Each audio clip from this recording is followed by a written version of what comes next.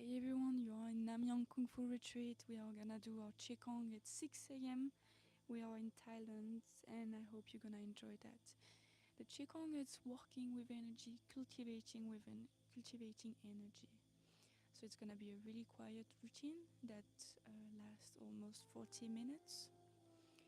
You're gonna look at all the moves of the routine. There is 12 moves total. And then we're gonna do some other practices. We're gonna be on live for 3 hours total. Hope you will enjoy it.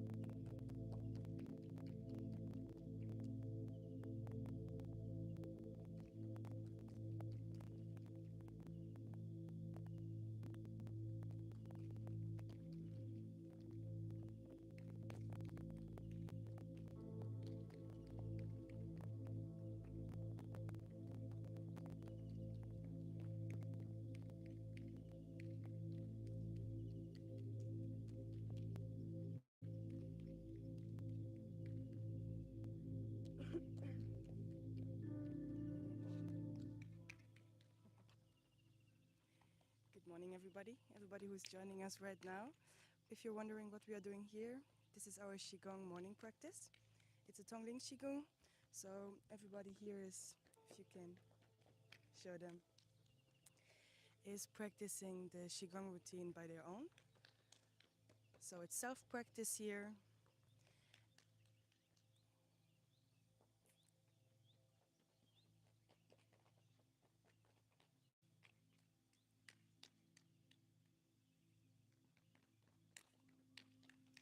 So we are here in Pai, in Thailand. Yeah.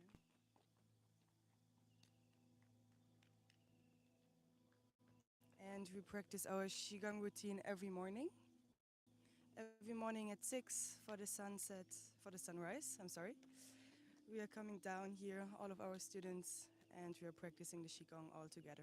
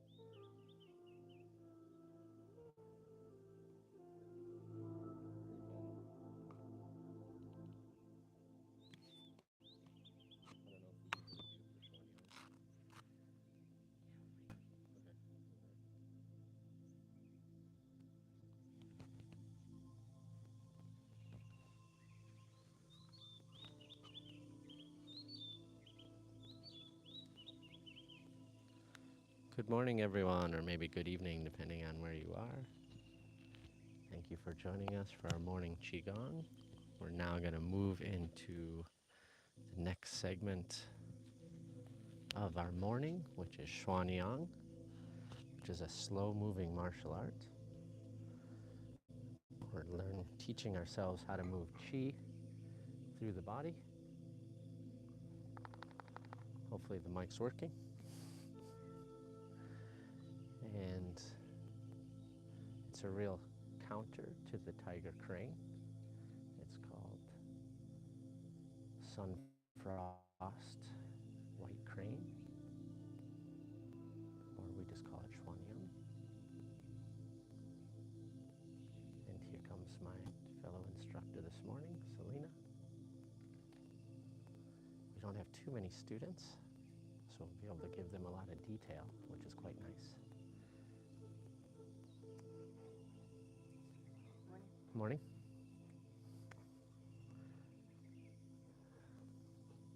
There's almost as many of us as there are of them, so and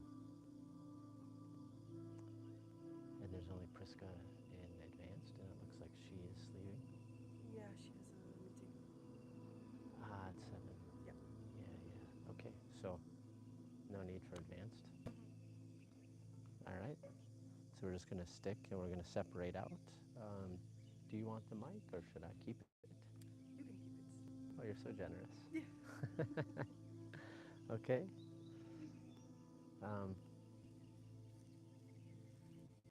Maybe you go with Joe, and I'm going to take a look at these guys. Okay. Yeah. All right. So let's come over.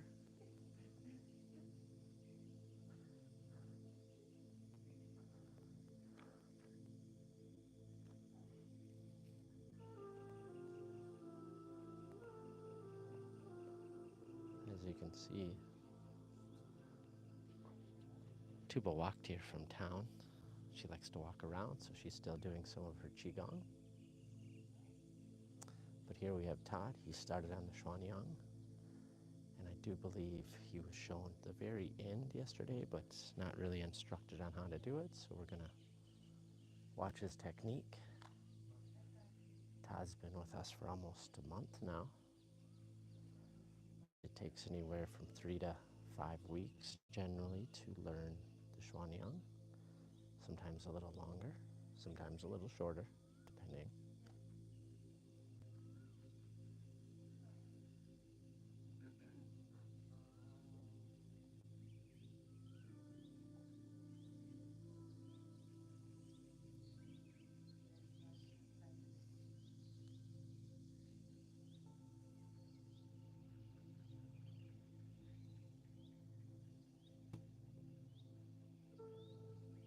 Each one of these moves has its own name, nice artistic name in most cases.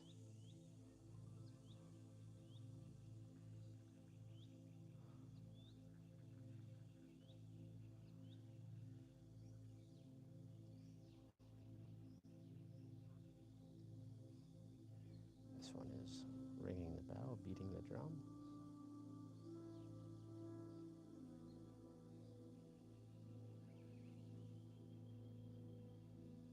And the salute to the sun.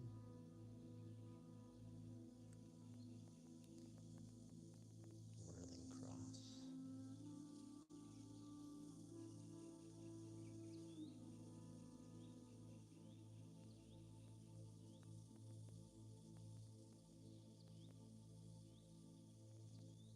And this one's got a fun name. Parting the grass to find the snake, which causes the two butterflies to fly together. And then we part the clouds to look at the moon.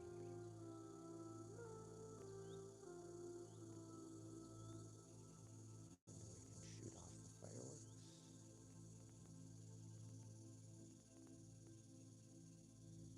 And the sage grinds the rice mill.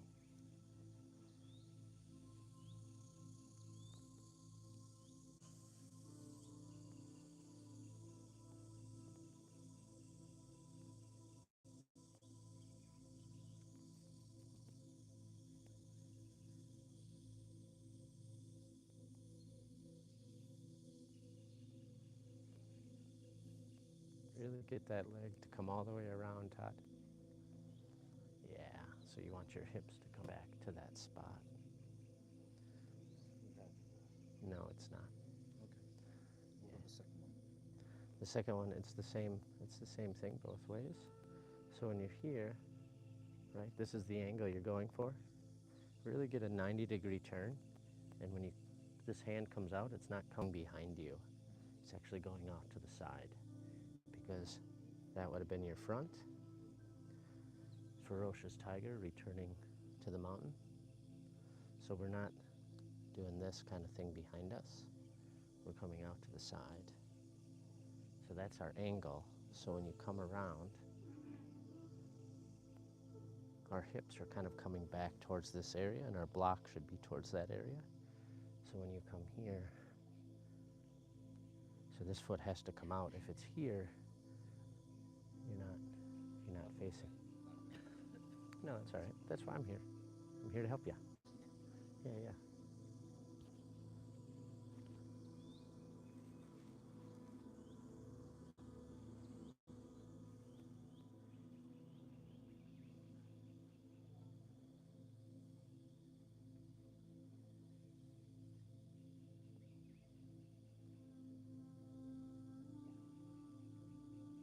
And your hand, you're looking down at your hand there. Yeah, kind of the lower dantian and your hand. So we're not totally moving the head, but we're having this gaze. And our attention is always at the lower dantian, but in the beginning, we're just trying to learn the move, so we don't focus too much on that. But ultimately, we want to have our gaze here. That's why sometimes it looks like people have their eyes closed, but it's just because they're looking down.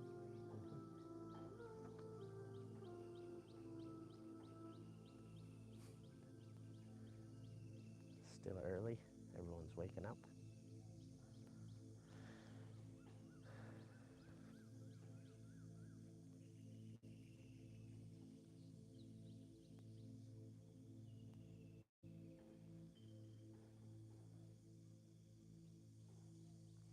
And now we're going to complete that same sequence, but going in a different 45-degree angle from the front. So we have a center line, and then we do a sequence on the left side, 45 degrees, and then on the right side, 45 degrees.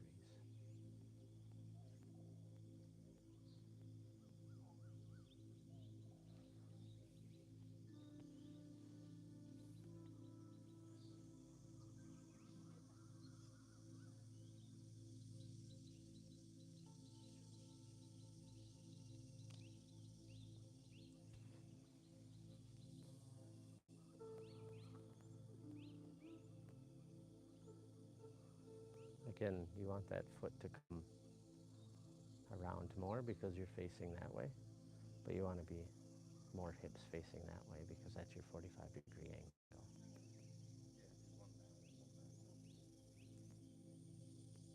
Yeah, but yeah, yeah. Yeah, well, it's more this way, but your hips are a little opened up there, and then the next one is still that way. Oh, I see what you mean. Okay, so the first one, you're facing that way. It's there. It's facing that way. On both of them, yeah, And then that one's facing the same way, and then it's the same the other way. yeah, Okay. yeah. And the arm doesn't have to be completely there, but the goal is the hips gently turn back towards that angle. So then when you turn around and you come here, you got to get that left foot to come around, because if it's here, right, so that you can turn your hips without compromising the knee. We want that knee over the foot, but coming back into that 45. Yeah. Sorry to disrupt your flow.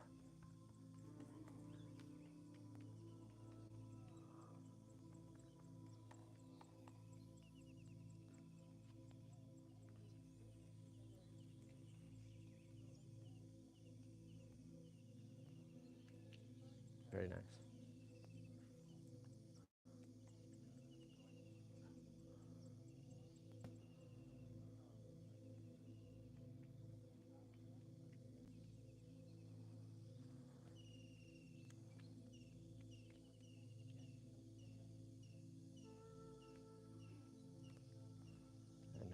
back into that forward section.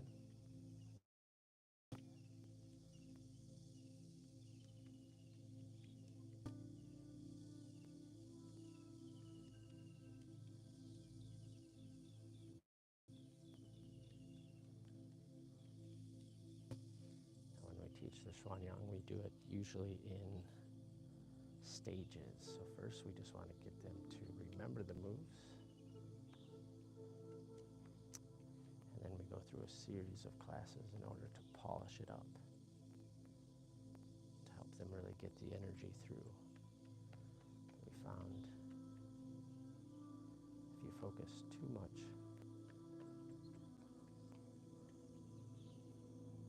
bring that elbow in, so it's this.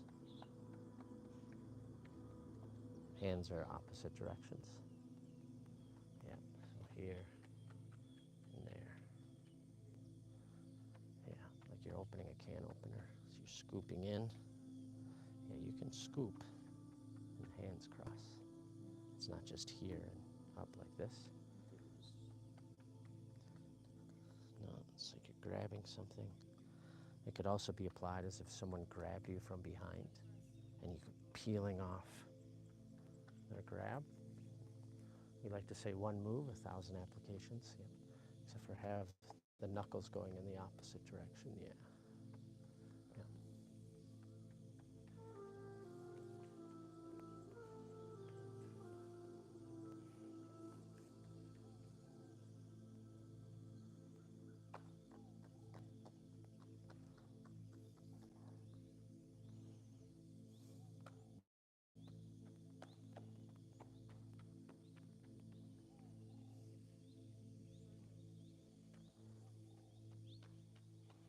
This move here is one of the more complicated moves.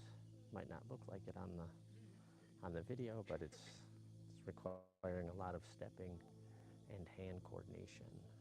Lion Cubs opens its mouth and you do it back to the center. And as you progress into the later Tiger Crane routines, you actually are doing that move, the Tiger Crane routine, which means you're doing it by trying to get a lot of springy power through. So doing it with speed.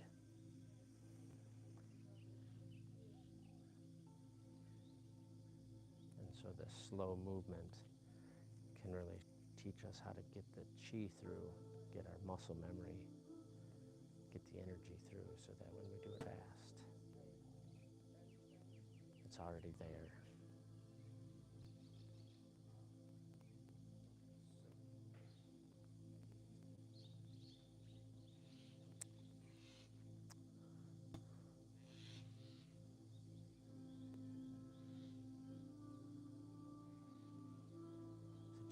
Just so you know, Todd, you want to put the foot in front of it. So, grab, I guess this is our line. We want our feet to be on the same line. It's just a longer bow and arrow stance. So if I'm there and I grab and I pull in, I'm not bringing this foot behind. I'm actually bringing it in front.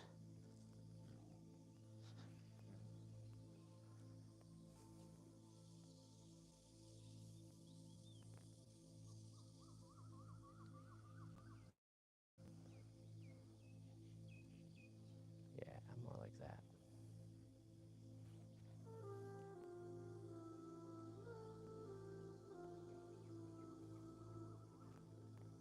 Yeah, your feet turn on that second turn.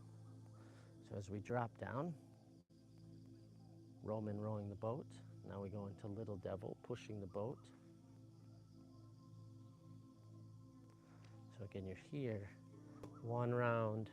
The second round, you carry that energy through, and you get the movement of the feet. And ideally, you're in a long bow and arrow stance here. So my feet are facing 11, and my hips are facing 12. Right.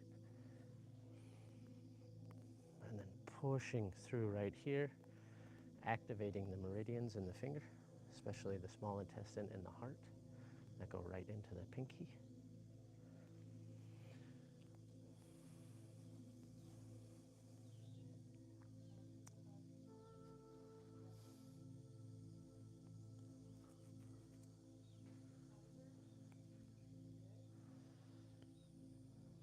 think we're going to finish the rest of it with Todd today.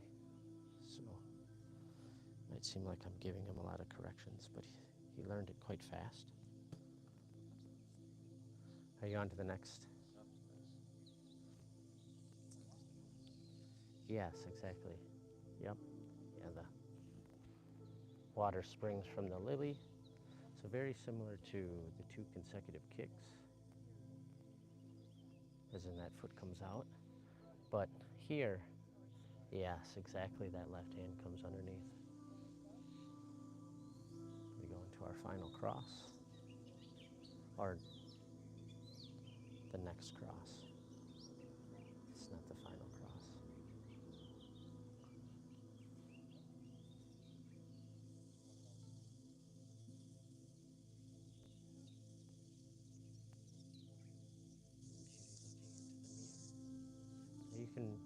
You can really get that hand to come up and over the head, and then as much as you can get that movement in your wrist as like protecting kind of the ear.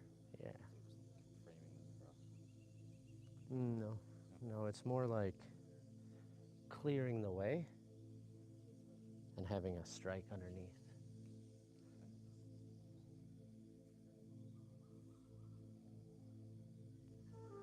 Same with the previous one.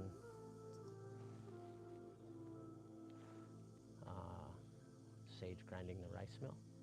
When you come out, again, it's coming up and over.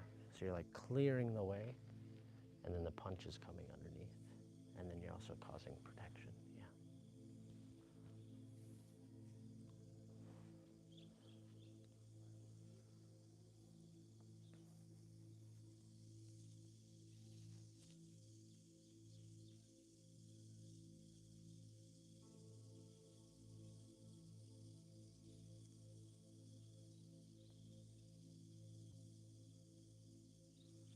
Really bring the hand below the shoulder if you can. The movement's nice. This is nice. But instead of stopping here, pull the elbows down and get that roundedness in your back by still keeping the tailbone tucked. And then your fingers will get, yeah, below the shoulder. Nice.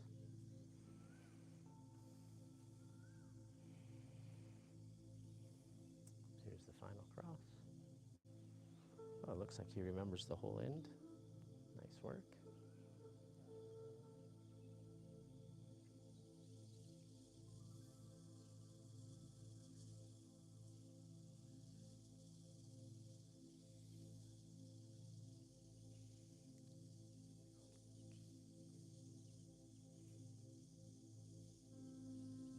Very nice.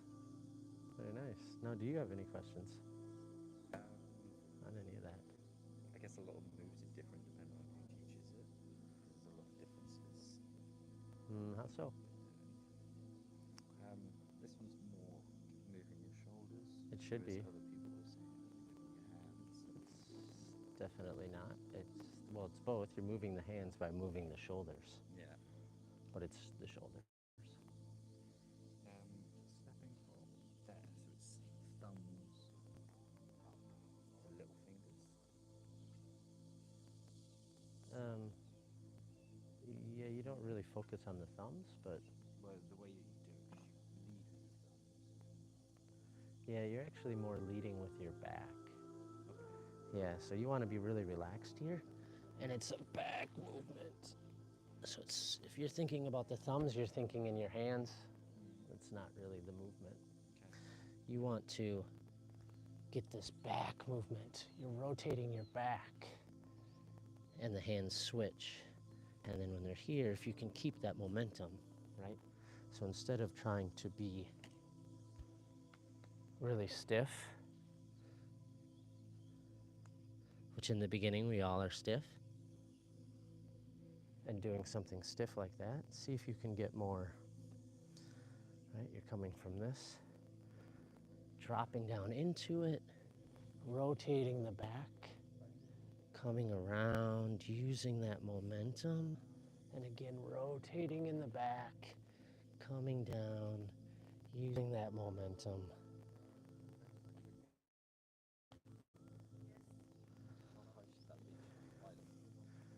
Yes.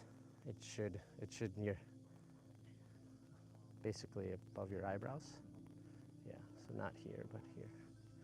And the thought is like I'm clearing and I could be coming right under it to your chin. It could be a strike, could be a block, right? Or it could be at least block height, Yeah. right? And this is one of the few times where your focus isn't on the lower dantian, it's on the center of the palm, the Lao Gong point.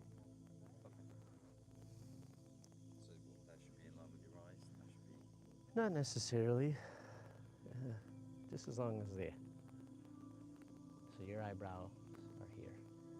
That's your height, yeah, yeah. It's roughly there. Right? Beauty looking in the mirror. Yeah, yeah. And same with that one. So on the first one, so this is your start line. Yep, You're 45 degrees to that side. yep. Get up to there.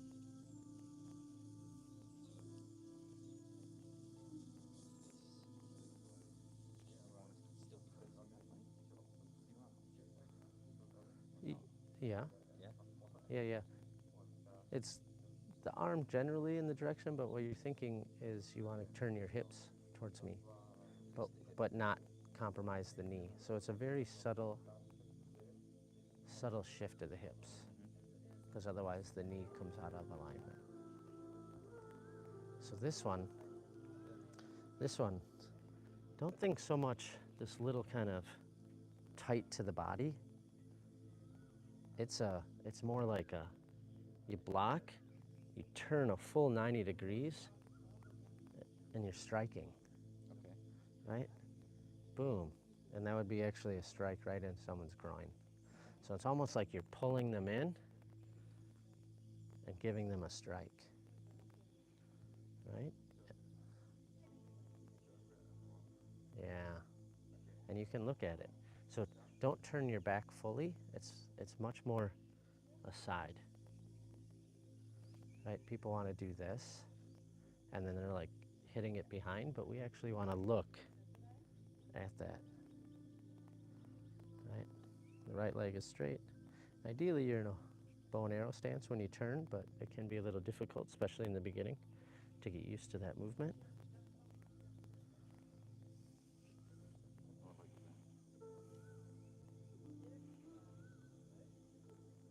I mean, that's a pretty big bow and arrow stance, but because you got to think your line is right here.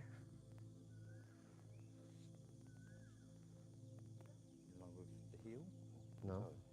Toe? So Okay. you want to have your foot about here. It wasn't terrible, just a little long.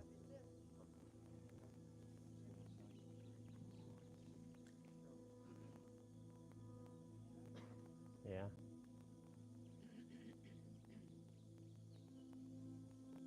Now, if you want to take that to the next level, when you, But just get the angle right to start with. okay, okay, fair enough. That's facing that angle, that 45. Roughly, yeah, yeah. Sometimes it can open up a little bit more too. You don't want to get so fixated on that. And then you want to stay facing that same. Yeah, you want to turn your hips back this way without compromising that knee. So it's just a subtle turn. But yeah, so when you do that, your hand kind of moves a little bit. Yeah. And this hand is like a Z. It's like a strike from here. So one's a strike, one could be a block. Again, it's not an exact, but yeah. But you'd want to have those hips turn back slightly. Mm-hmm. When you go in that angle, Yeah. exactly the same. You get to.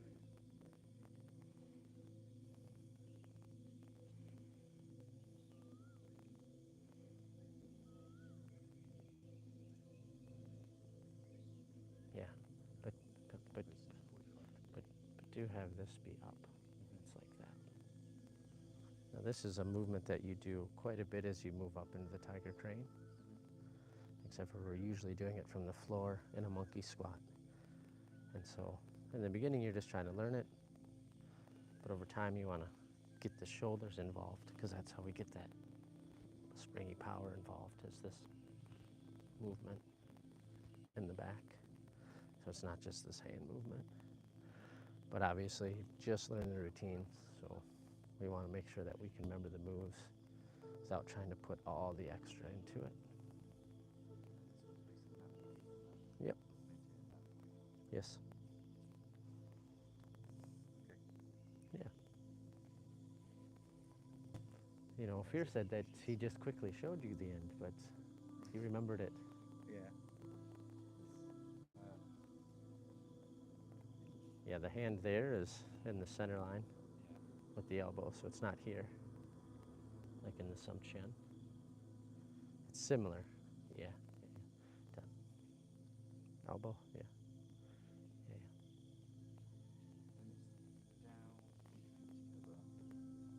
yeah. Mm-hmm.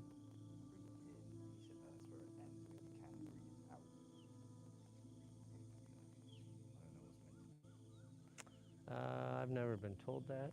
Usually you breathe in and you bring it up, and then you guide that chi that's in your hands to your lower dantian without moving your hands. I've never been taught that. Never been shown that. So what should you do then? Yeah. Yeah, and then that chi that's in your hands, you guide it into the lower dantian.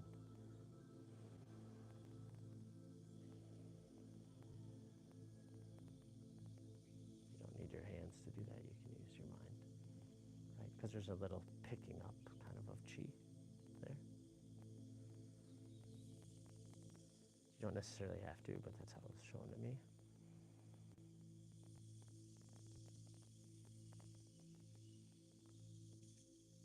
Yeah.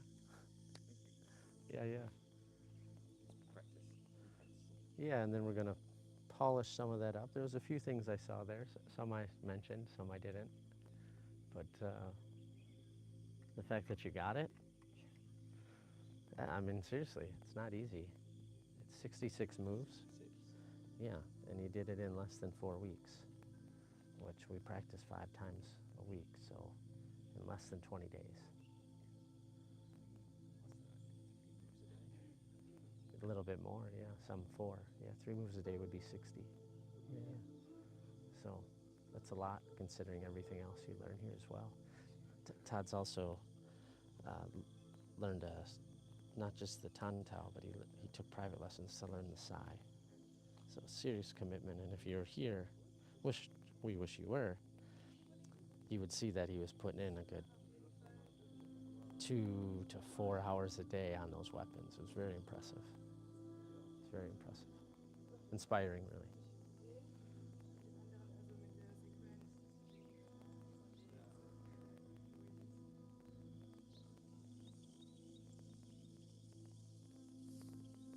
Morning. Good morning, Bruce. How are you? I'm pretty good. How are you? A little groggy, but I'm good.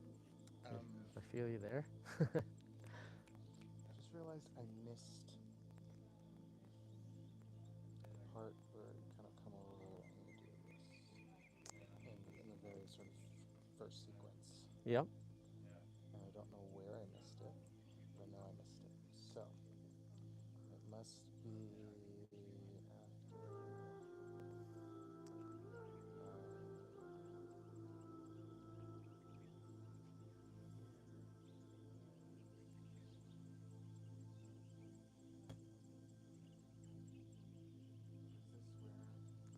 I do a cross up. I do a salute to the sun after this. Correct. Yeah, yeah. So then I come.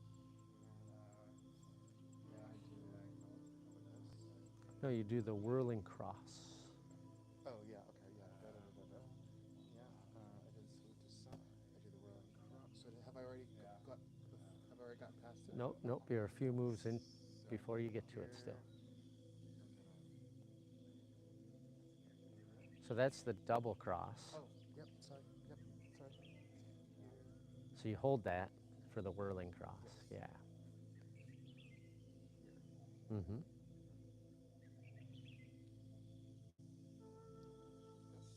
You just did that. Yep. The golden scissors. you're going to get into that 45-degree angle.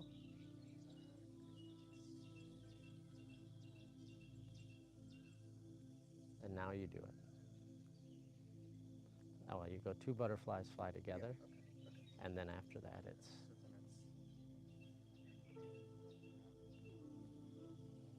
Mm-hmm.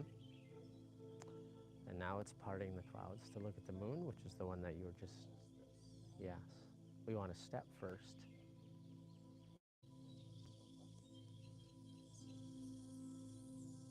Might not seem right, but...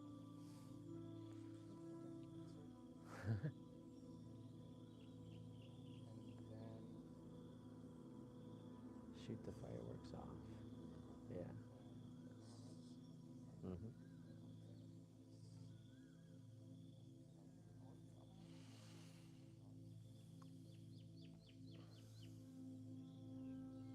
Now, Joe's been with us for 2 weeks, learning this move.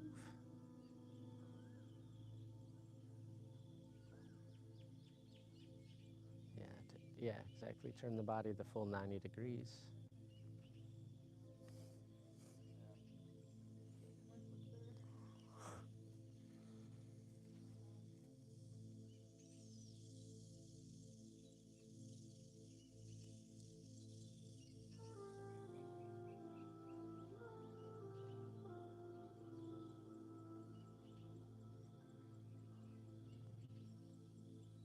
So that's the scissors, but you had the right movement. It's just like the 2 butterflies fly together. Oh. But it's the whirling golden scissors. They don't. Oh, what did I do? I did this. Yeah. Don't worry. So many of us have done that, myself included. Sometimes even if I'm a little checked out, I will still do it because this is the same movement as the golden butterfly, and you only do that on one of the golden scissors. Or not the golden butterfly, the butterfly.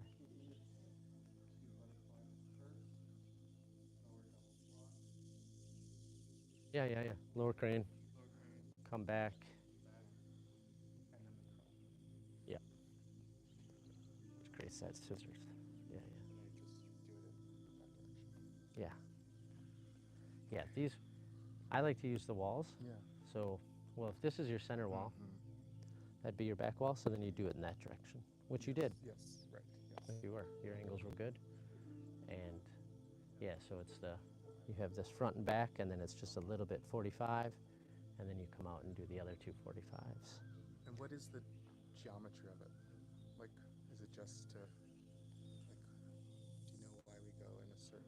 Yeah, we want to teach ourselves to move in all 8 directions. So this is big in Kung Fu, is learning, and that's why we're in an octagon. Yeah, that's where it kind of comes from. It also is symbolic within the I Ching. So you have your 8 elements that make up the I Ching, if you're familiar with all that at all. And so 8 being a very auspicious number in Chinese, a lot of it because of this, right? So you have your 8 elements, and here we're teaching ourselves to move in the 8 directions. Which are? Northeast, southwest, and then northeast, south. Yeah. So you know, more or less, but that's exactly right. Yeah, you have your plus sign and then the little angles in the middle of them, and that creates your 8 directions. So we're always trying to move within the 8 directions. And so this practice teaches us to do that in a slow way, so that we can do it comfortably at full beat. Yeah. Do you have any other questions? The one question I had is that I feel like when I'm doing in the beginning, how's it come in?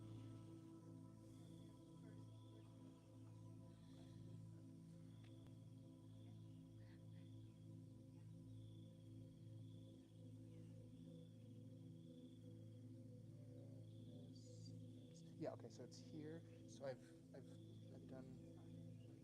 I'm now coming in like this. I do this move. Okay, so here. Mm-hmm. I know I want to be like this for the first one. To get to the second, do I bring the hands like to the side? Do they just sort of stay in front? Because I'm coming here and I'm coming up to this part. Correct. But what do this feels a little just like weird to kind of like I'm here. I feel like they should. I don't know what they do. They just stay here. They do stay there. Just like in the center line forward. Yeah, the idea is,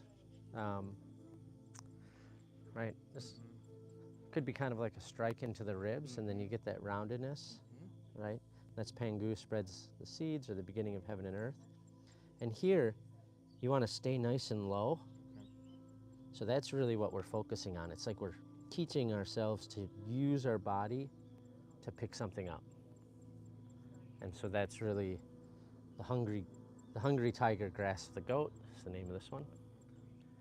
And so that's really all that's happening. So yeah, we want that energy to continue forward, because it's just this.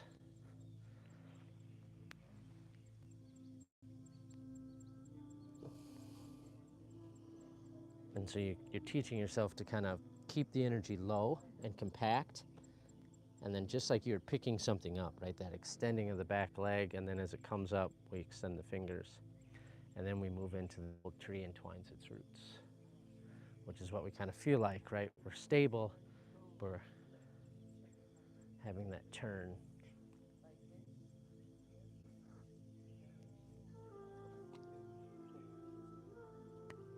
Yeah. So you have the one angle, so you know you can do the other one, right? Yeah, after Like, that. yeah.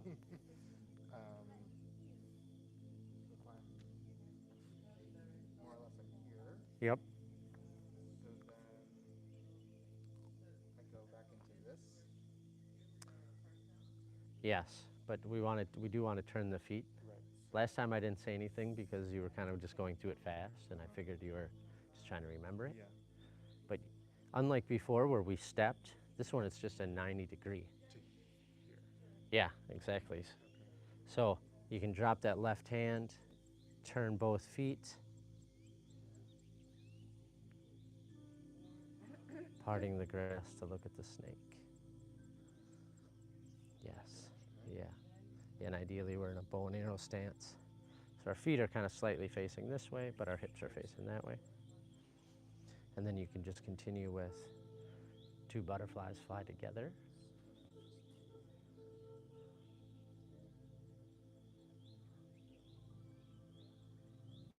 Yeah. And then the one that you've got before, right? Which is Parting the clouds to look at the moon. this. Right? Yeah. Yeah, you want to get that elbow up, over. So unlike the ones where you're doing this, there's no need. You can keep it right in front of you. And then once that elbow's over, you just turn it on the elbow and drop it down. Yeah. It's a little confusing because some of the moves we do like this, but that's a different move. So this one, the hand is staying like flat, straight, and it's just kind of coming, you know. And the idea would be potentially, right? One move, 1,000 applications. Yeah. Someone punches and you kind of lift it up and trap it. And this is just at the belt. Yeah. One hip. Okay. I'm gonna. Okay. Joe's gonna work on that. Were you able to get to the end, Toby? Good morning. Good morning. Yes, Yeah, she helped you. she helped me. Awesome. And, yeah, I have just one question about the Only one? breathing. Yeah.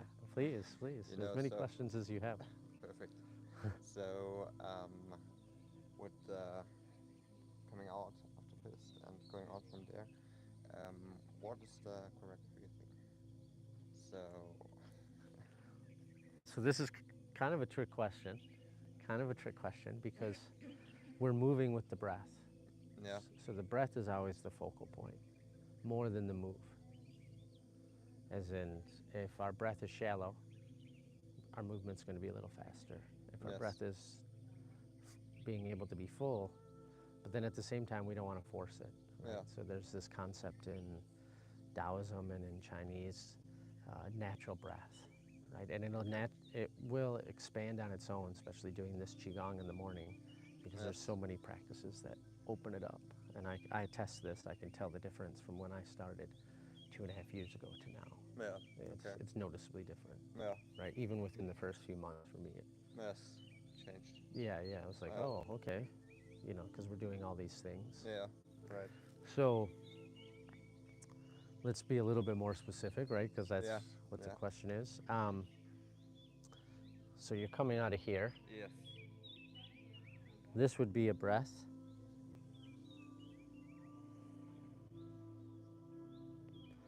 And now this would be our next breath. So pretty much every time you're stepping is a breath, but because this is a two-step one, inhaling, and then as that front foot comes down, and this kind of comes down, now you're starting your exhale. Okay. Roughly around that. Yeah. Yeah. So usually when that foot is being planted is when we're starting kind of the exhale. Okay. It's not always the case. Yes. Just because of some of the moves. And there is, one or two moves where the breath can be shared. Okay. For example,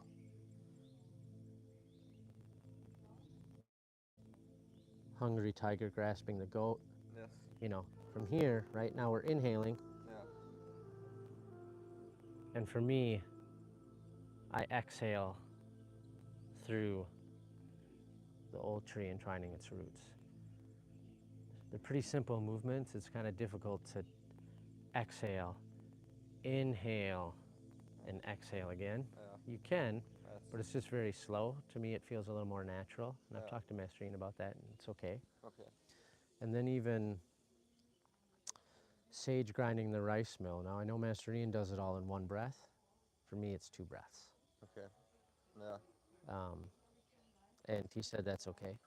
Okay. He said it kind of follows a little bit more to the principle, Yeah. because on that strike, there's usually the exhale. Yeah. Okay. Right? So we're there, or here, right? And so I'm inhaling, and then as I come down, I'm exhaling. And then as I turn, I'm inhaling again, and now I'm exhaling. But it's completely acceptable. And like I said, this is what Master Ian does, where he's inhaling, and now he's exhaling. And it's more or less finding your kind of rhythm. Yes. He has a very long inhale, exhale. Yeah. So mine's not as long. Yeah. So I think I can kind of get away with it. But when I talked to him about it, he said the principle is there. It's just Okay. So both is possible, and yeah. Yeah, and there's just a couple like that where you kind of have to gauge. Yeah. Okay. Another one that's kind of tricky is the sweeping of the arm and leg. Yes. So that's all an inhale. Okay. Yeah, but it's pretty tricky in the beginning. Yeah. So you do what you can. Yeah, that's all an inhale, right? And then that's the exhale. Okay. But for most of us in the beginning, when we're doing the sweep, we're just trying to catch our balance, and then we're going into the next posture. So you do what you can, but when you get a little bit more fluid, you don't really need to hang out here. Yeah. You make You just kind of come back, yeah. try to make it in one move somehow. Yeah. Yeah. Yeah. And so kind of the idea is when the chi is up, rising, we're inhaling. And when we sink our chi down, we're exhaling, right? Very common to what we do with the chi ball, which is one of the reasons we do that exercise. Okay. Or why I teach that exercise is to help us get this idea of like inhale, rise, exhale, sink, which is a lot of what's happening as you progress and aren't focusing so much on the move, like what moves next, right?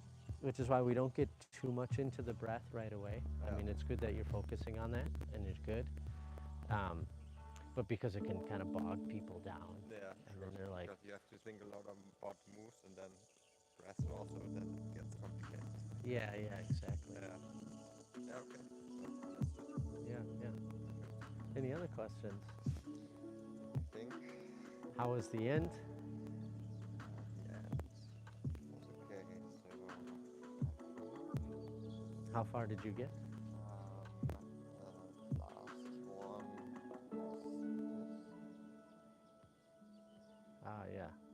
2 dragons rushing from the sea. Yeah. So we've changed the end. Not changed the end, but Toby is leaving us today, so we want to make sure that he can close the practice. So he doesn't have all 66 moves yet, but we're giving him the close so that he has a nice loop. So if it looks a little different than some of the other people.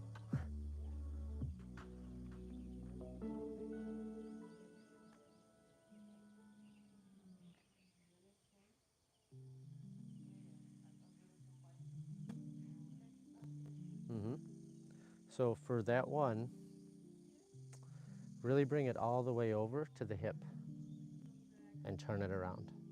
Okay. Just very similar to the Sum Chien. Yeah. You know, when you come back and you bring it to the hip. The only difference is that left hand is in the center, Okay. but this is nice and straight. Okay. And so let it come all the way across instead of just going here. Yeah. Let it come all the way and getting a little bit more movement there. Yeah. Okay. Child showing the intestinal tablet is one interpretation. Yeah. Depending on who's interpreting the Chinese. Yeah. Yeah. Or if it's, yeah. Yeah. It's a little tricky because there's so many dialects, and we Yeah. come from Hokkien, and Hokkien is not a very, not as well known as like Mandarin or Cantonese. Okay. So it has different qualities to it. So there's ancestral tablet or shield Yeah. is another word that's used. Yeah. And here, there's no need to make the fist. You can actually kind of scoop up the chi, and Okay. from here you can, on the exhale, you can guide the chi into your lower dantian if you want. All right. Yeah. Yeah. Yeah. Besides that, I think I'm good, and I try to practice it again. Yeah, Slower please. movement. Please practice. I might keep an eye out to give a suggestion here or there if I see it, if that's okay. Yes. All right. First, though, I have to get some water. Oh, looks like we lost some people.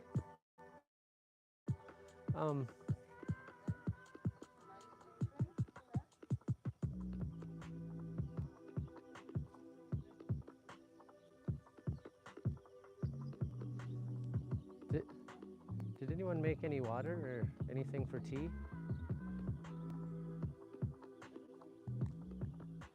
Yeah, we're in trouble. We need tea. It's 6:42. So here, go ahead and keep teaching. I'm gonna go make tea. Thank you. Fast tea? This will be fine. Okay. We are here? No, we're here. Yes. You open the left? Yes.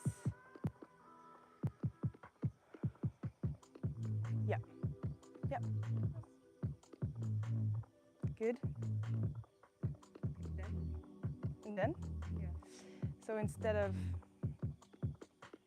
what we did before was turning 180 to here, what we're doing now is simply turning 90 degrees on your heels. Yes, this is here. And we're doing the same movements. So parting the grass to find the snake. Yes. Then stepping forward, 2 butterflies flying together. So it's a sequence that you already know. You just did in another direction. So this repeats until the white horse, what we just learned. So we can go through it together. Yeah. We just go through it together. The same fancy things. The same fancy Oh, things, yeah. yes. Yeah. So from the butterflies here.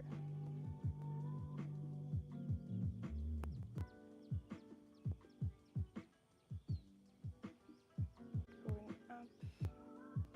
Yeah. Stepping back.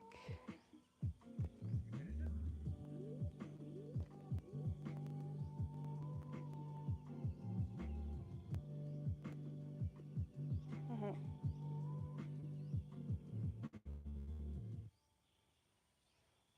Two or three weapons that you really take to heart, and they're going to be your kind of signature weapons. The 90 turn on the heels. Yes. 90 ends up there. Is there like Yes, so we are striking in the direction we were just facing before. Here, yeah. 90 just went here. Yes, exactly. your weapons? And now we open the left as far as we can, and we're doing the white horse sheds its saddle. Open the right as much as we can, stepping in with the left. And they're going to be your kind of signature weapons. You're going to practice them and make Yes. them. Repetition. And Yeah, so this whole sequence is a repetition, character, but just Oh, one yeah. time facing here, one time here. your weapons. It's much better to be So we started this way.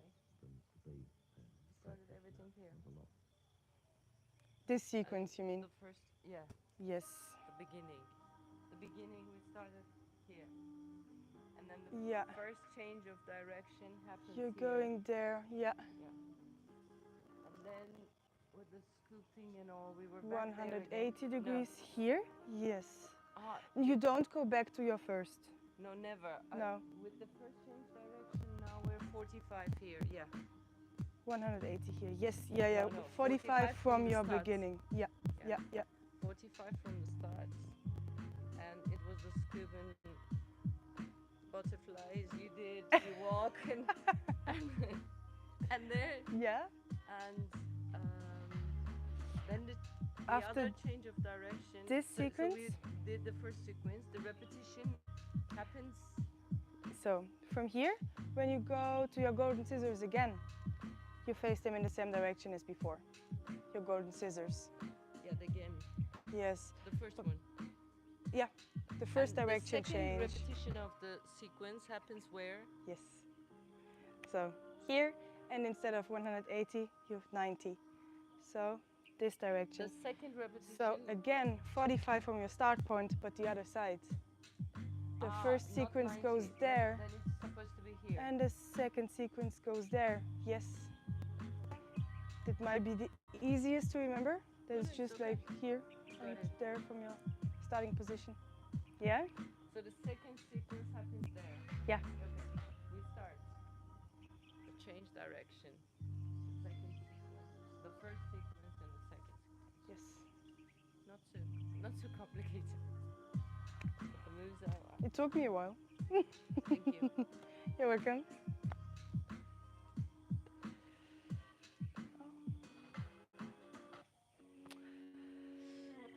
Who's next?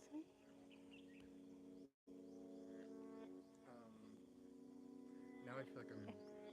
Oh, my next? I don't know. Yeah. Now I feel like I'm. Now I feel like I'm just mixing things up. Oh, okay. First question is. I've done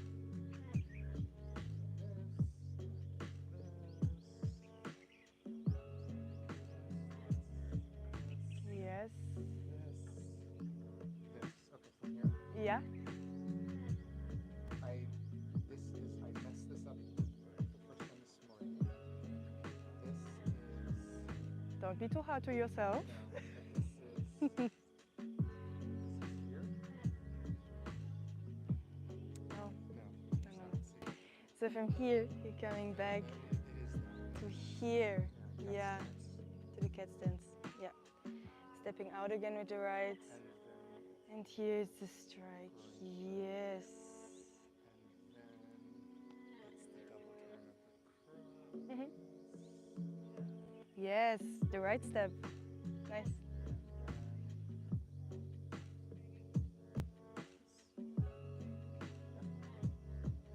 Yeah. This. No, and decided to the sun. This is so to the sun. Yeah. This again. Yes. But you keep turning. Yeah.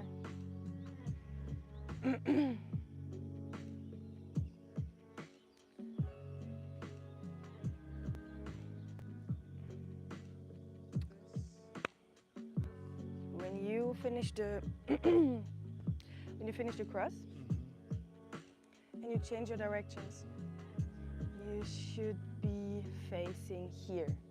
So when your start point is there, then we change directions to 45 degrees. So we switch. So we are here now. And for the whole sequence you do after, we turn 180 to there. Yeah, because the second time you do it here, and you were facing here already now. So.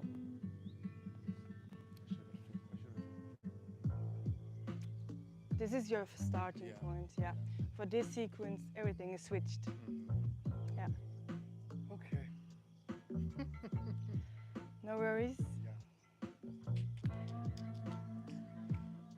It comes with, it gets easier with muscle memory, then you can just relax into it. I know, I'm just like forgetting steps, and then that's like. No worries. No worries. More practice. Yes. And it's normal when you just practiced it like this and skipping kind of these two steps, then it's difficult for your muscle memory to go back. But do it 5 times in a row, just these moves here, this one and this one. Do it 5 times in a row and then it will be back again without stress. No rush, we have time to learn it. Yeah. Okay. Thank you. You're welcome.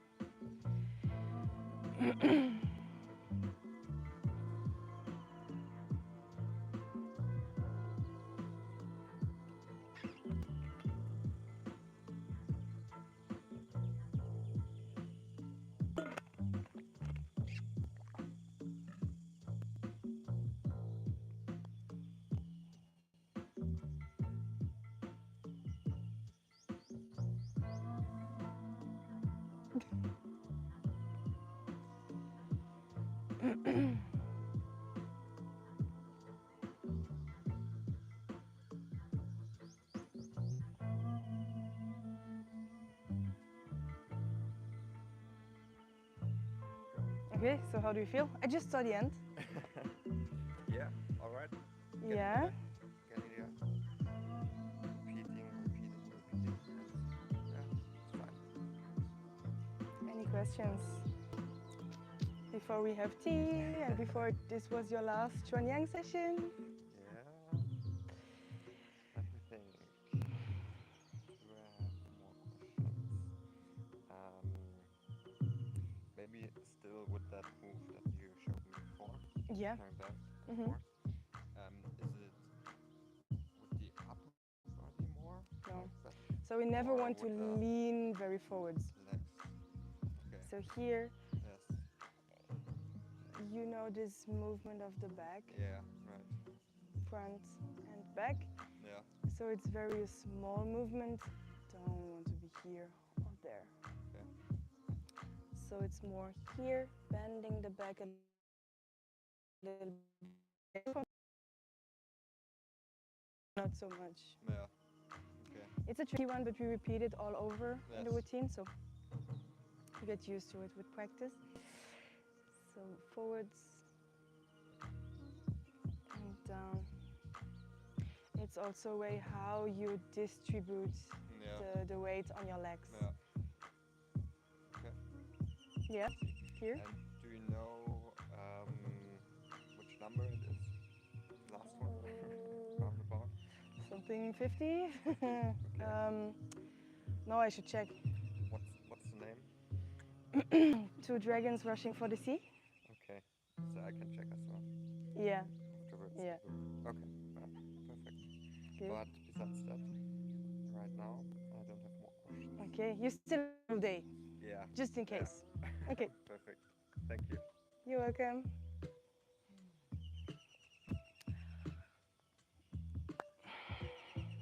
Good morning.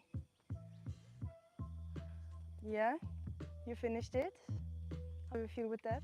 Just a bit more practice. I guess Yeah. some of the movements are a bit off in directions, but Mm. at least I know where I'm going wrong.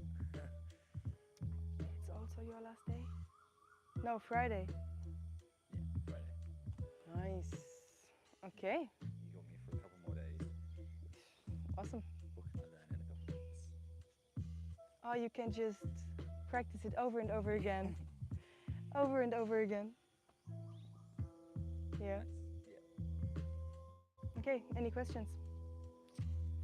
No, I think we're good. Good? Okay. That bit of Ah. kick I just wanted to go. Yeah. comes up. Now. So here. You're bringing them down.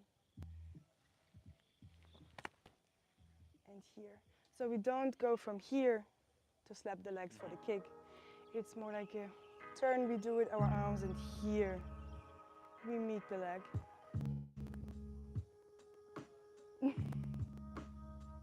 Yeah. Yeah. From there. Yes. Stepping out. Yeah. Yeah? Mhm. Thank you. You're welcome. We'll wrap up. Yeah. Looks like we have a bit more time. Start here. Which start? The beginning? Beginning? The very beginning. The very Start beginning. here. Yeah. Okay. And the first change of direction happens 45 here. Mhm. Yeah, the first one, 45. Yes. And with the scoop and all, we go to Yes. the 45 from the beginning. Yes. And when we just walk, we're here, still here. With the fancy things and all, yeah. Mhm. Right? Yes. Fast forward. Yeah, I follow 45. you. Yes. Okay. And we end up here. Yes. Okay, so this one goes. No. First, No, from here. So we were facing that direction here. No, it's. Let's do it here. You're with the 45 here. Yes. And I turn 90 and strike. Yeah, I forgot the 90. You forgot this one? When it is 45 from 90, I end up here. We are here with this. Yeah. And when we turn, we Yeah. want to face 90 that from the direction. start, 90 from the start. I Not always from the get it. start. 90. From where we were just going. So our turn is 90. No. So we were here 45, right? 45. We are And if you find turn 90 degrees, you're just 180 from the start. no. No. No. 135 No, there's from the start. 90, 135. If we do Yeah, mathematics? it's okay. So where we are, it's not 90. We're here. No, we're not here. We're No, here. we are there. Yeah. We're here. Yes. Yeah, here. So this thing, we should be here. No. This is the move afterwards. So all this sequence, and we end up here. Okay. And when you do 90 Here, here, turning 90. okay. But we strike in the direction where we were just going. Okay? So, as you are doing here with this hand. And now we open as much as we can, stepping in, and So we where are are you now? facing to the direction where we were going before with all this sequence. So here, but with a back stance. Yes, But it's you're not it's here. a tricky one. Just do it. Now do it. I'll understand. Just do it. Yeah, just do it. So you do the sequence here 45. Just do it. Just yeah. So start from here. So I'm here, 90, striking in the direction where I was just facing before, opening the left, stepping in with the right, and here. My hips wants to you face mean the in that hip, direction. Hip direction, yeah, okay. So because It's now tricky for this stance, yes, but yeah, the hip direction I still want to face here. Yeah. the second one, Second one, 135. Okay. my hips still want to Oh, be no. there. My hips still want to be here. So you're 45. Kind of. Yes. You're still back there. Okay. Yes. My golden scissors go back to here again, my rolling golden scissors. And you do the sequence again From like here, you have to do it in the 45. I turn 90, and for you it's 45 from your beginning Yes, again, yes, but yes, in the I other get it. direction. Yeah. Yeah. From here. Okay.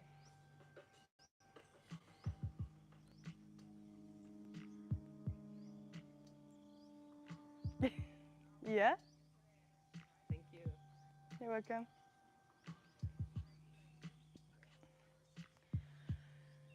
Okay.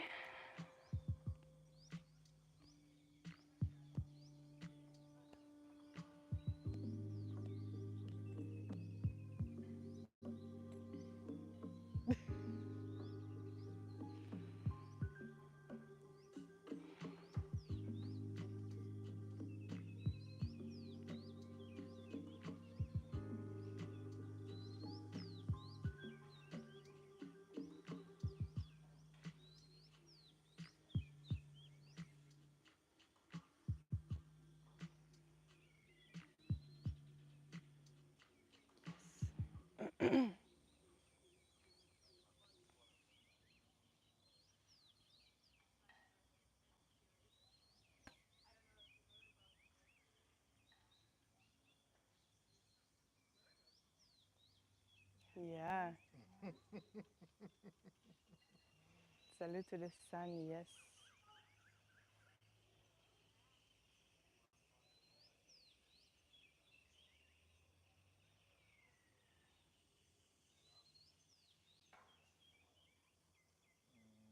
Have that little bit wrong, that movement.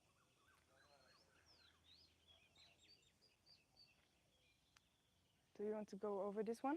Yeah. So we start. We just changed directions. Golden scissors. Going back.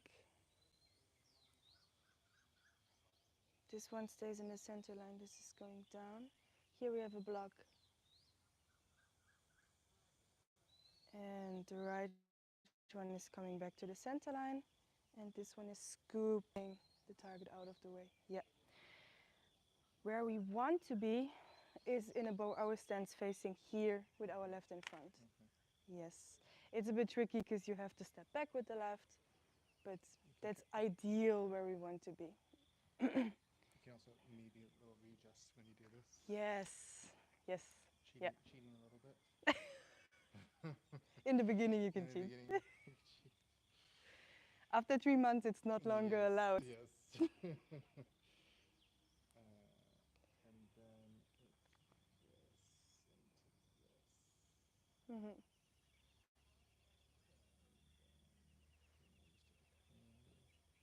Firework. Fireworks.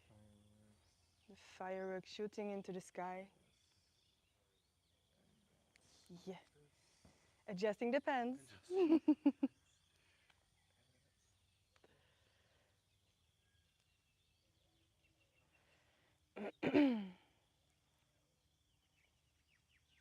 That's the timing, because it's only 3 steps, right? Yes, so when you come up, it's the first one. Yep. It's 100 birds returning to the nest. Tea time. Tea time. And then one step, one circle. Second step, second circle. It comes more flowy when you do it, when you practice it a bit more. But Thank you.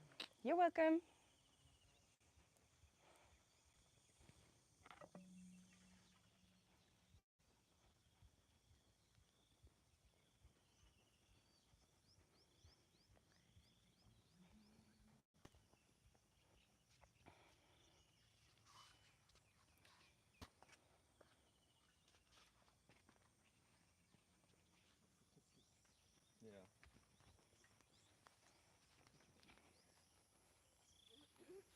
He's like, I know. He's like, Who? the dog. He's like, yeah, I know, I'm cute. Don't you want to take me? Yeah. Don't you want to take me home? Yes. He's like, I have lots of admirers around town. Everyone feeds me.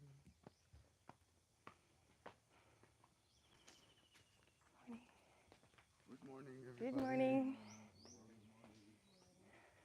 Good morning. Good morning, everybody. Good morning. Hmm? Yeah, yeah. Okay. Oh, thank you.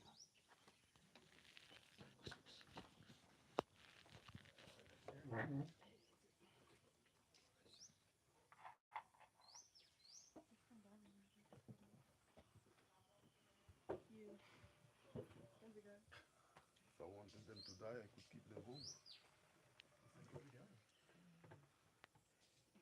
Oh, got a new one, have we? I got them with the house, and Sorry? they were in my house, but nobody was taking care of them.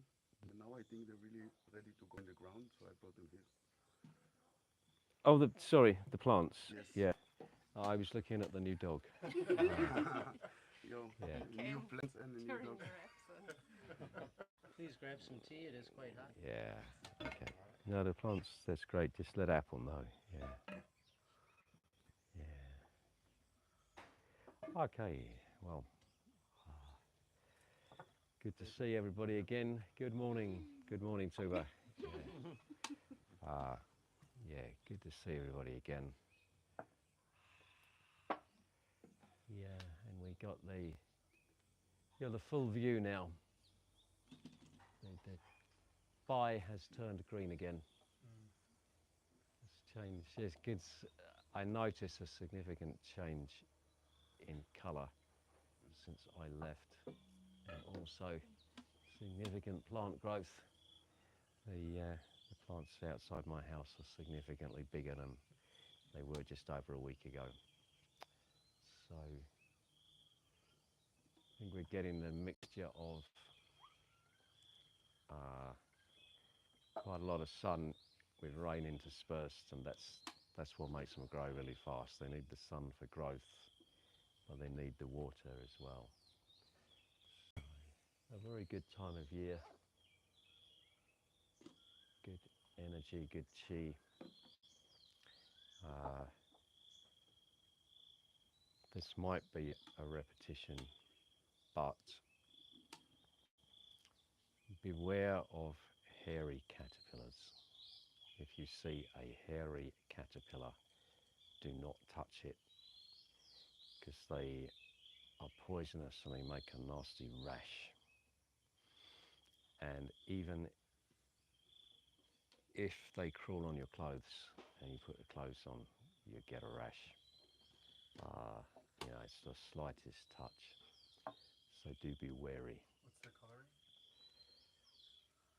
They're mostly a sort of greyish colour, but there are numerous species. Just be warned. Avoid hairy caterpillars. They tend to be out and about most at this time of year. Okay, so how's everything been in my absence? Pretty good. Pretty good, yeah. Always better to have a master, but Yeah, went yeah. well. Was okay. Okay, good to hear that. Okay, so first of all, have we got any questions? Anything you've been saving up while I've been away? Here's. Good morning, Priska. Yeah. No. Oh, I have a Yeah. question. Oh, go ahead. wait, do we have No, one? No. I have a question, but it might be a more in-depth question. I didn't know if you already had something you wanted to talk about this morning. Let's see the question and I'll tell you. Okay. It was about when did Namyang always do Tongling Qigong as the morning exercise? once that there was a different set that we did, and I was curious what that was, or when we started doing the tongling, Hmm. and kind of the story Yeah, okay. behind that. Yeah. Sure, I've told you this before, but I'll tell you again.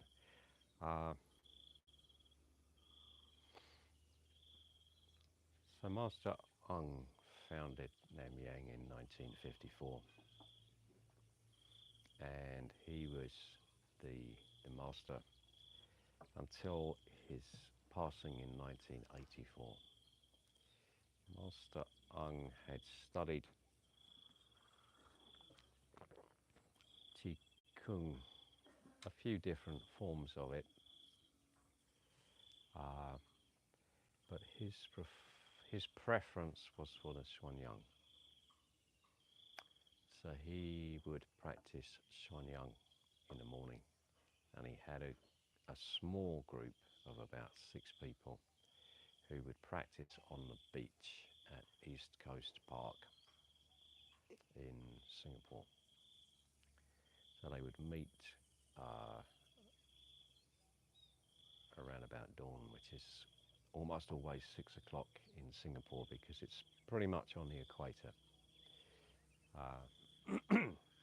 They have almost no variation in day length. So they'd meet on the beach and practice Shuang in the mornings. Yeah, that was Master Ung's approach. And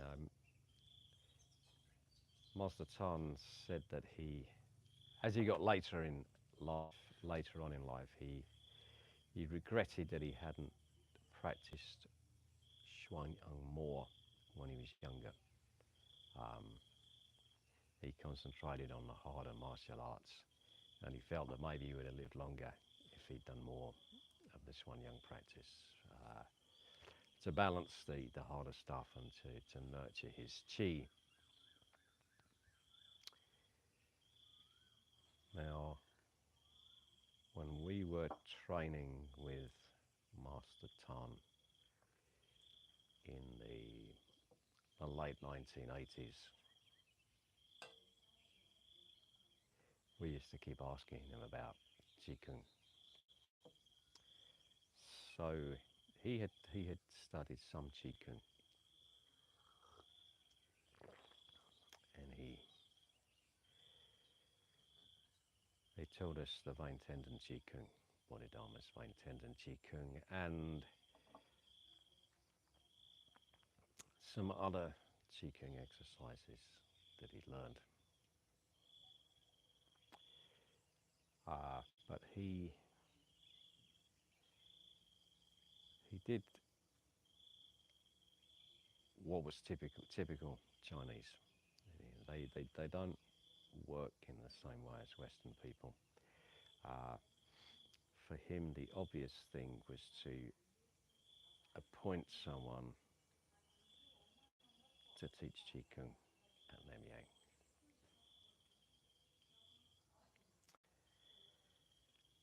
So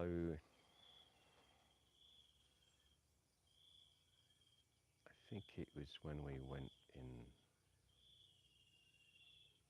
1989,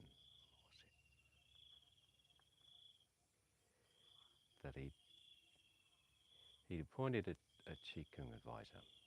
So an advisorship is the highest position that you can have in a club. It's a kind of a consultant. It's an expert that you bring in. And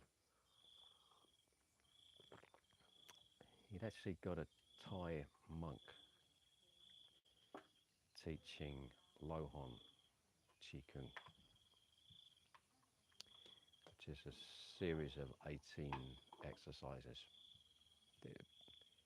They're fairly simple, straightforward exercises, fairly classic Qigong. So we started learning this Lohon Qigong, and then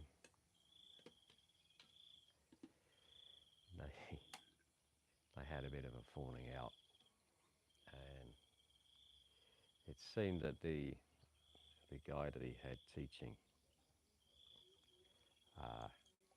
wasn't the expert that he'd been making out to be. He'd kind of watched a couple of videos and was just teaching on the basis of that.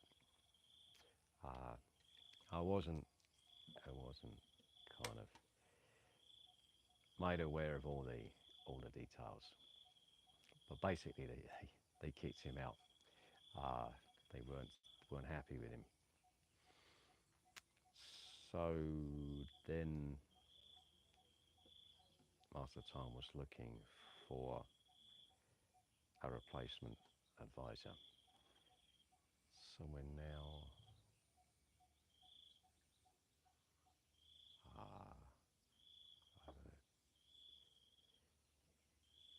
talking about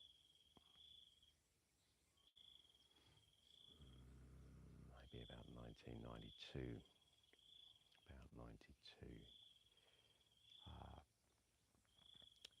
And he came across Huang Lao-tzu. Huang Lao-tzu was the guy who taught the Tongling Qigong. And Huang Lao-tzu was a very, very interesting character. He was from Guilin in southwestern China. Guilin is famous as a very, very picturesque part of China, exactly with those incredible mountains.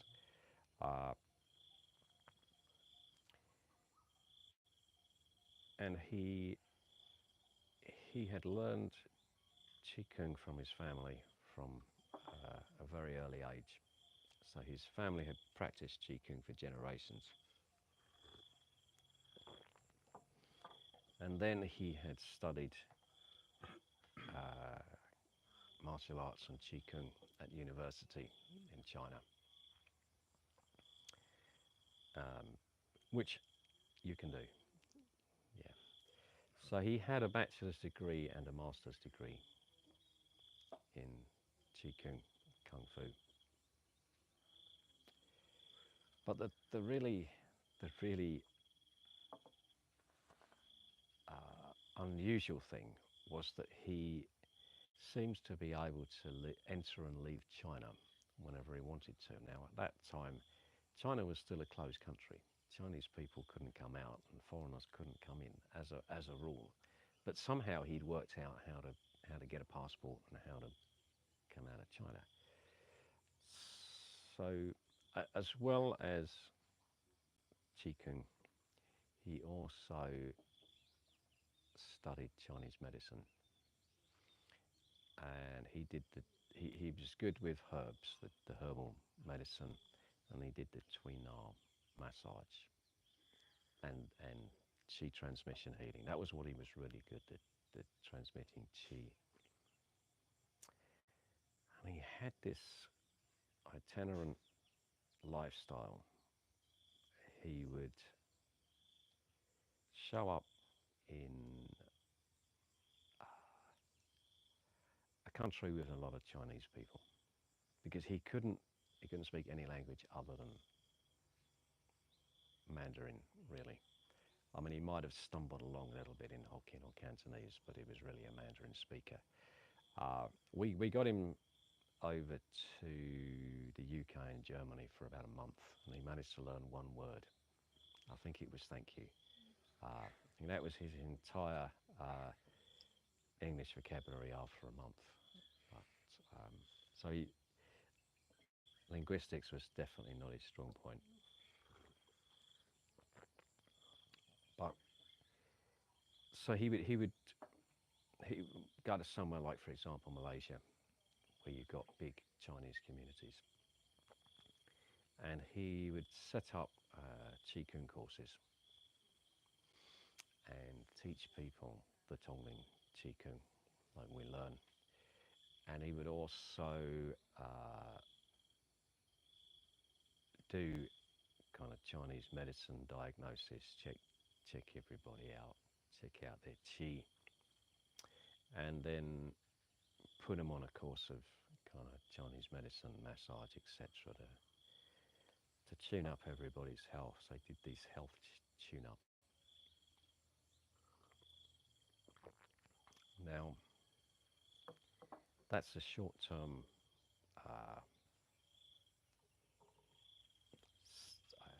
setup. So he'd do his Qigong course, do his Qi healing, and then he'd need to move on. Say go to another city or another country, and he would keep moving.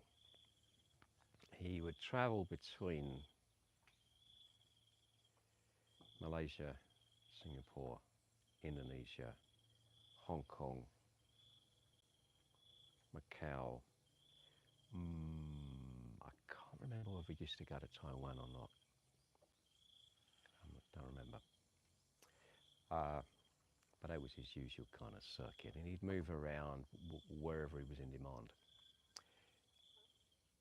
Some people would actually fly him in if they had a health issue. I know he had a student or patient in Indonesia, and if they needed a doctor, they'd actually fly him in. He was very, very, very good at what he did. So Master Tan heard about him. He obviously what he needed would be somewhere to teach and people to teach, and that's how it worked. Master Tan heard about him, checked him out, realised that this guy was really, really, really good, and appointed him as Qigong advisor to Namyang. What year was that? 92, 93, somewhere around there. So he then started teaching his Qigong courses at Namyang to the members of Namyang. Something worth pointing out, members. Members for them went beyond people who came to train Kung Fu. It also included anybody who had trained perhaps at Namyang since 1954, up to the early 1990s, and might now be getting older, not in active training, but they might well want to learn Qigong. And you had a lot of non-training members, so you'd have what they called social members who would just come to the kind of social events, and they were kind of a social member was also to some extent a sponsor. They come to the dinners. That certain religious events would be held by Namyang, so you would come to those as well. So they had quite a membership base to draw on. So his courses at Namyang were quite successful. And that was how we started doing Tongling Qigong. Wang Lao, okay, so he'd done his Qigong with his family from an early age, then studied at universities, and the Tongling Qigong as we know it, he put together as a very effective but easy to learn system of Qigong. And it's interesting.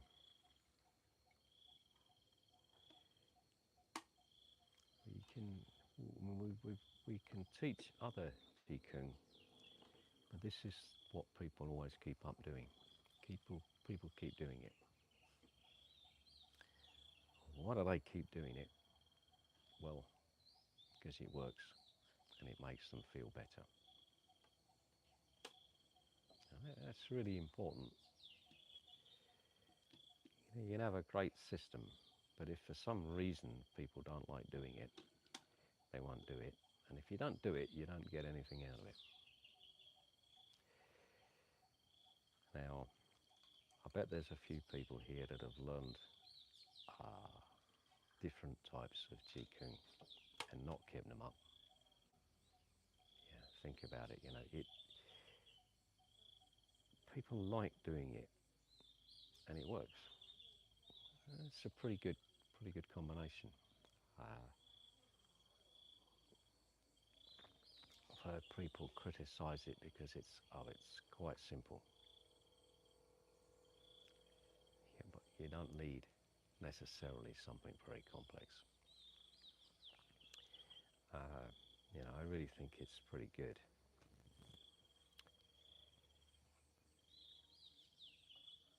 So we started this then in the early 90s. In 1996, a group of about 6 guys, 6 Singaporeans to England, Huang Lao being one of them. Master Tom. We had Master Tom, we had Stephen Tam,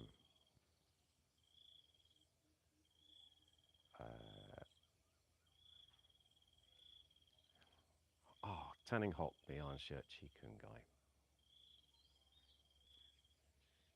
Huang Lao the Tongling Qigong guy, a guy called Carl, who is the secretary of the Singapore Wushu Federation. That's the kind of official governing body for martial arts. Carl Lim, and I think Freddie Tay was there. And Freddie Tay had been more of a Tai Chi guy, did some training at Nanyang, and was a kind of student disciple of Huang Lao Tzu, learned from Huang Lao Tzu. And we all went over to Germany for a competition in Germany, and that was quite good, quite interesting. And was that a kung fu competition? Yeah. Kung fu competition in Germany. And then we had Huang Lao teaching Qigong courses in England through translation. We also had Tanning Hock teaching Iron Shirt Qigong. Master Tom and Stephen teaching the Nanyang stuff.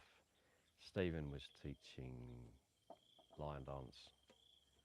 That was what he'd been brought over for, lion dance instructor. So yeah, they were there for about a month. And most of them were staying with me at my mum's house. It was pretty jam-packed.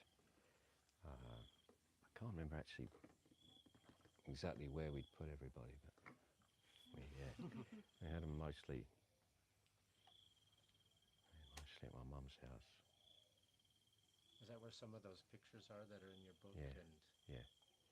Yeah, the pictures of the dinner he had was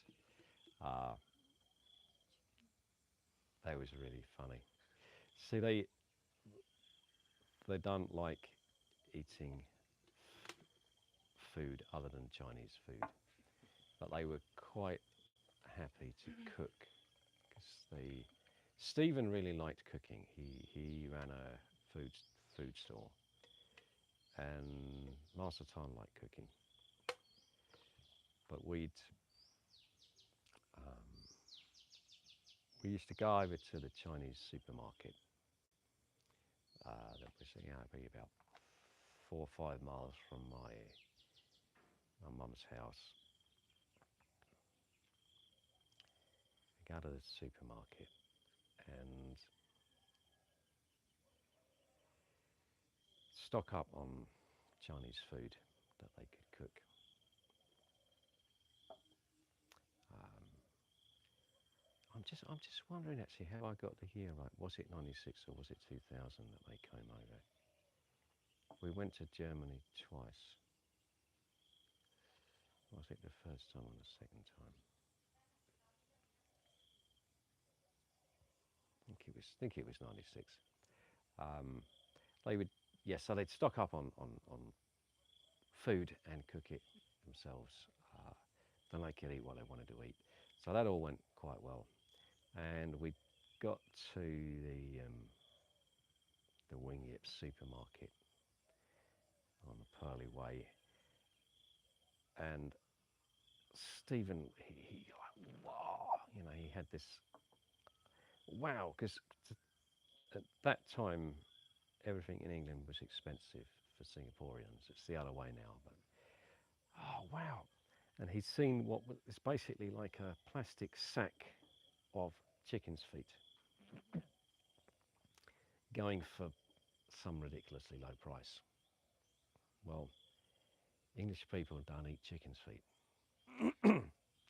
You know, you've got to, in England, they pretty much give chicken's feet away. I mean, they probably use them to mash up and make chicken nuggets or something, but, you know, chicken's feet were going at a ridiculously cheap price. So he bought this sack of chicken's feet to cook.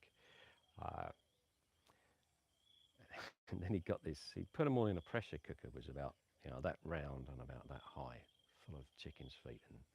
And he cooked them up really well. They were really nice.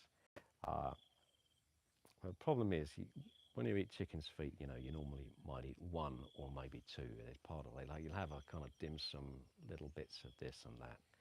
And there's no meat on them. It's all kind of tendon. It's sort of jellyish. But if you cook them well, you get the flavour of the sauce permeate into the tendon, the jelly-like stuff. He's cooked up about 100 chicken's feet, and there was no way that any of us were going to eat even a fraction of this stuff, you know, like 2 or 3, and we're done. My mum and dad would kind of, I'm not sure about this, yeah. So yeah, it was, I'll always remember that dinner for the chicken's feet. But we had a few, it was an interesting time.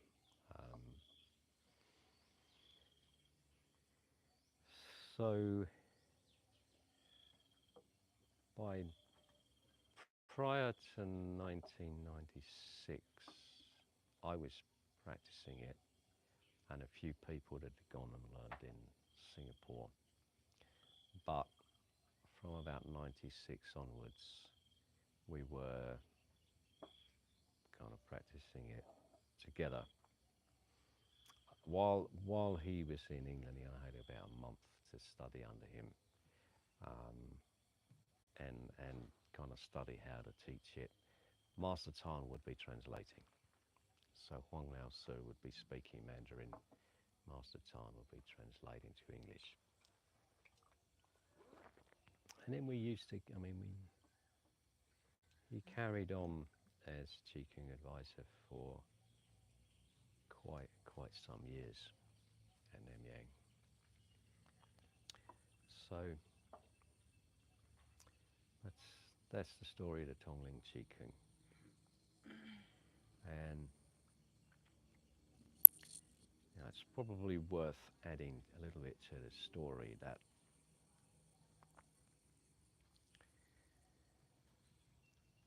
there can be a perception amongst non-Chinese that Kung Fu masters, Qigong masters are kind of personalityless,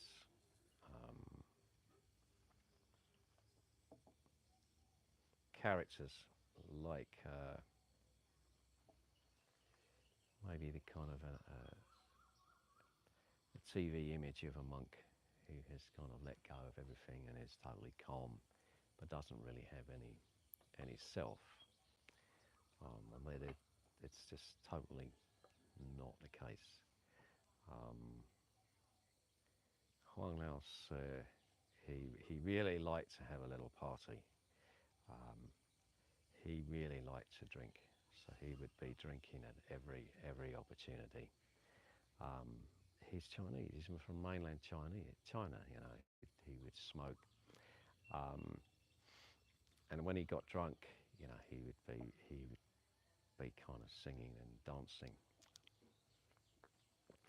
But at the same time, he was very old school Chinese. And we'd gone around one night to dinner with the family of one of my students, who was a Hong Kong Chinese guy. And he and also his parents had been learning the Tongling Qigong, and his mother had been helping with the translation because they lived in England. They were fluent in English. And we went down and they'd made a Chinese dinner. We went round there and had dinner there. And he insisted partway through the dinner in, you know, getting out of his chair, standing behind the chair and singing a song. He wasn't even drunk, but he had to sing a song during the dinner. No music, no accompaniment. Just I had to stand up, sing, and then he could sit down. And apparently, it's a very Chinese thing. Singaporeans, I'd never seen the Singaporeans do that, but that's obviously a more kind of old school mainland China thing. Doubt they do it anymore. So yeah, he used to get up to all sorts of fun. He's a very a definite character. Yeah, real character of a guy. So it's a bit of the story of the Tongling Qigong. That's probably got more than you asked for there. I'm glad. I'd like to hear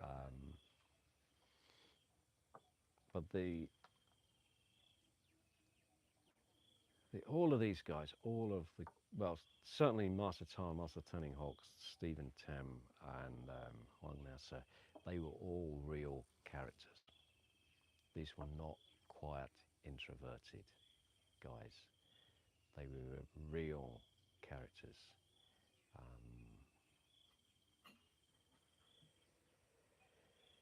Yeah. So yeah, they were kind of fun to be with, interesting people to be with. I don't even know what time it is, but probably high time we started training again. Now, let me think what I was going to say.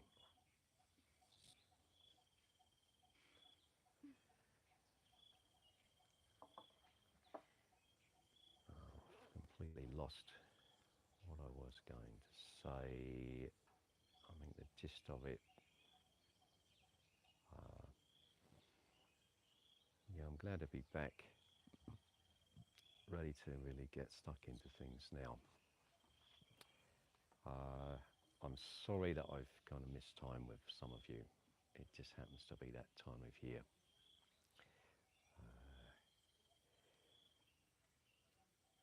Grading at 10:15 down here,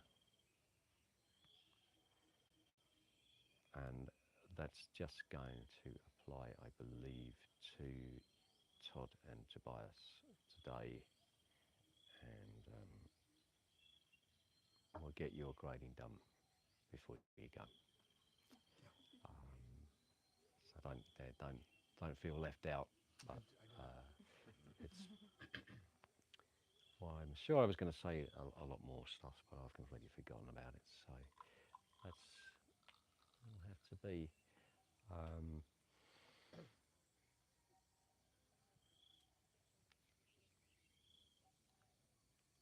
Now that I'm back and we've got the school holidays and everything over, Uh,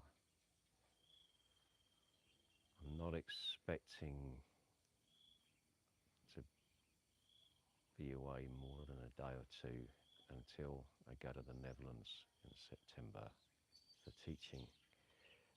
So I've got to get myself back into shape and training properly.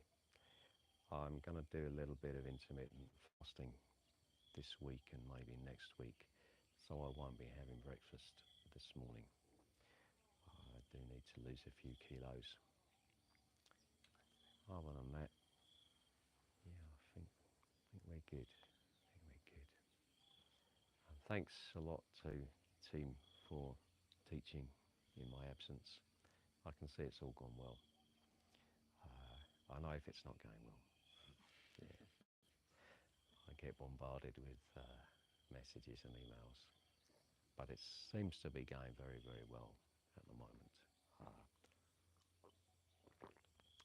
I have plans to make it go much better than this in the very near future. So, and so, yeah, I should say the official goodbye to Ophia and Angela, who are leaving by today, I believe. Yeah, thanks for coming, and you'll be, yeah, welcome. You'll be back Wednesday next week or thereabouts. Yeah. So, yeah, always a shame when people go, but it happens all the time. It's just the nature of the place. Okay, we'll get training again, yeah? Thank you. Here we go.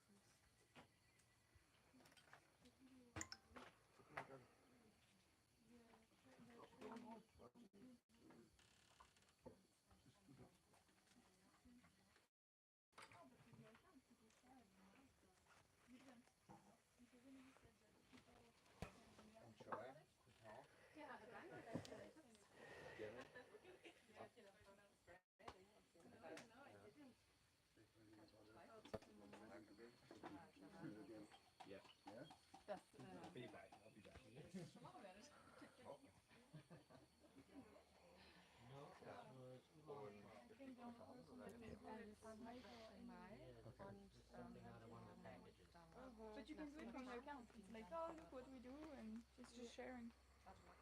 Yeah. Yeah. Thank you very much.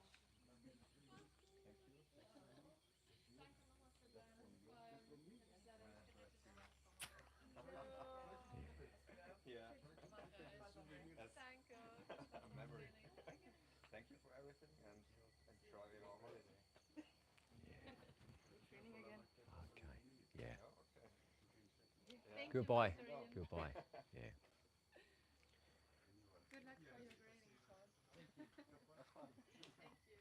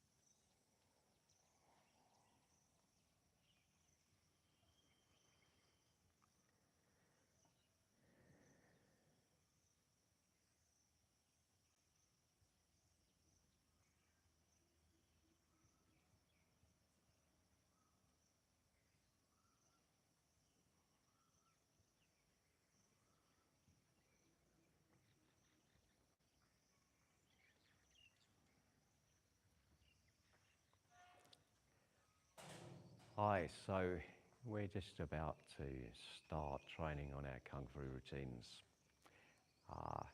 Here in Bai in northern Thailand, it's a really nice morning. The air is really fresh and the mountains are looking really, really green. We got the clouds hanging on the mountains as they do at this time of year. It's really one of the best times of year in Bai.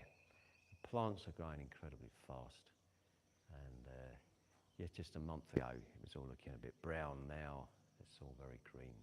So great atmosphere in which to be training, and I'm going to be taking a look at the traditional Kung Fu routines with Son and Priska. I'm just going to check something on here. No, it's not working. Never mind. Oh, wait a minute.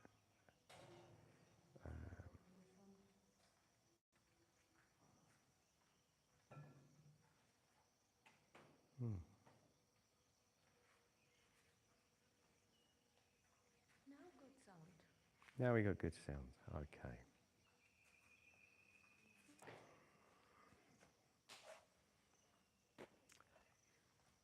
Okay, guys. Here we go. Bow. So let me see. I should take a look at your routines. I think I need to teach Buddha-san the rest of the grading moves for the next one.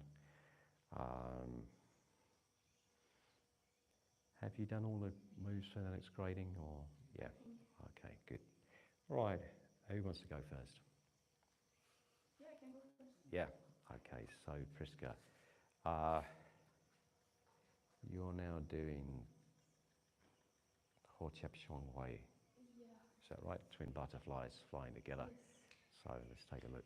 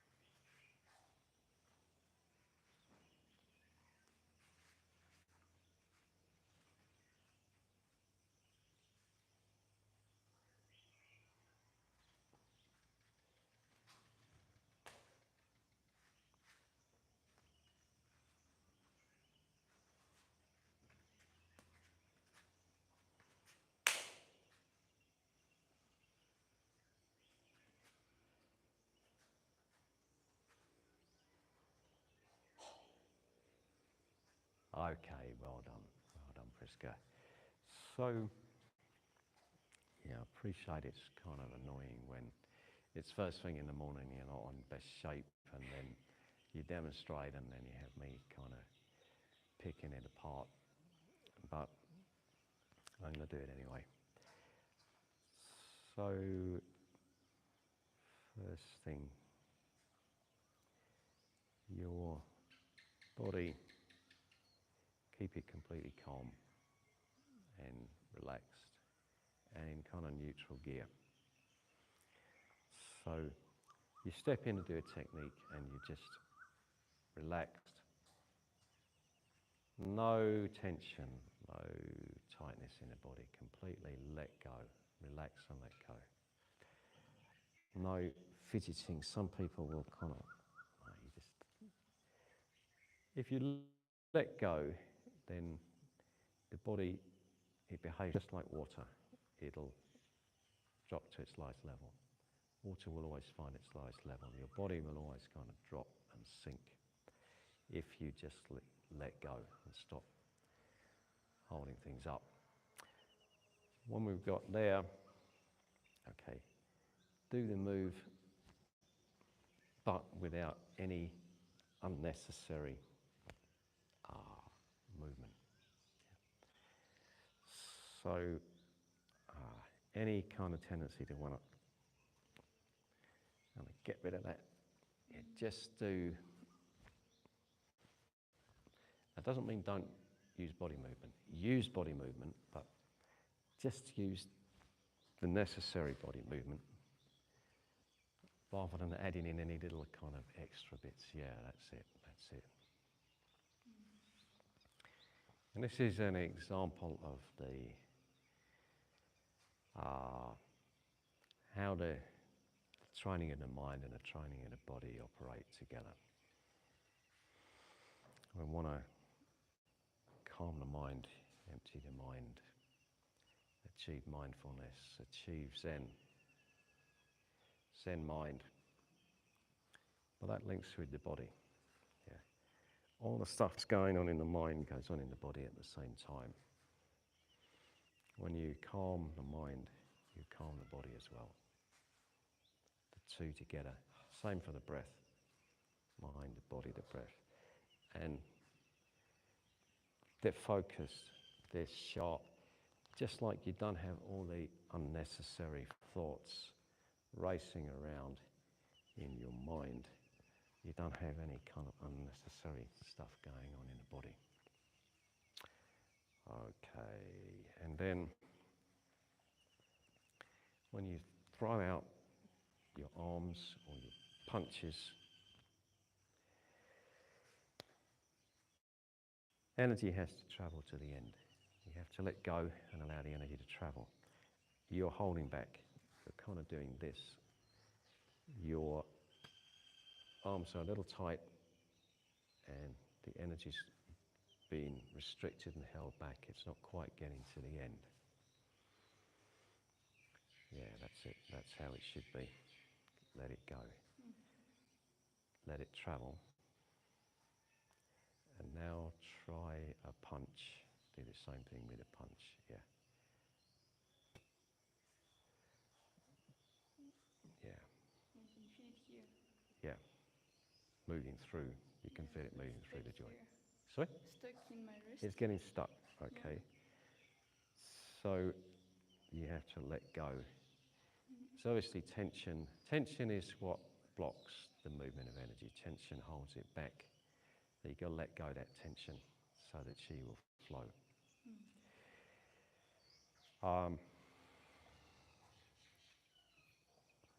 It's all part of the same thing that, we're holding back.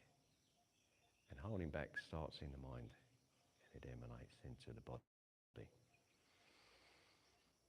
When you free the mind, and the mind is kind of relaxed, then the body can be relaxed. And you don't need to tighten, you don't need to hold back. You can just let go.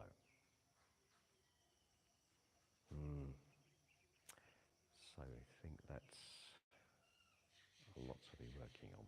Yeah. The letting go has to go right deep into the core. Yeah, a lot of tension is held around the core, around the hips, and you've got to let that go. When you do, everything moves, your energy can really travel. Then we're there. Okay, so I'd like you to practice that one more time. Just have a quick look.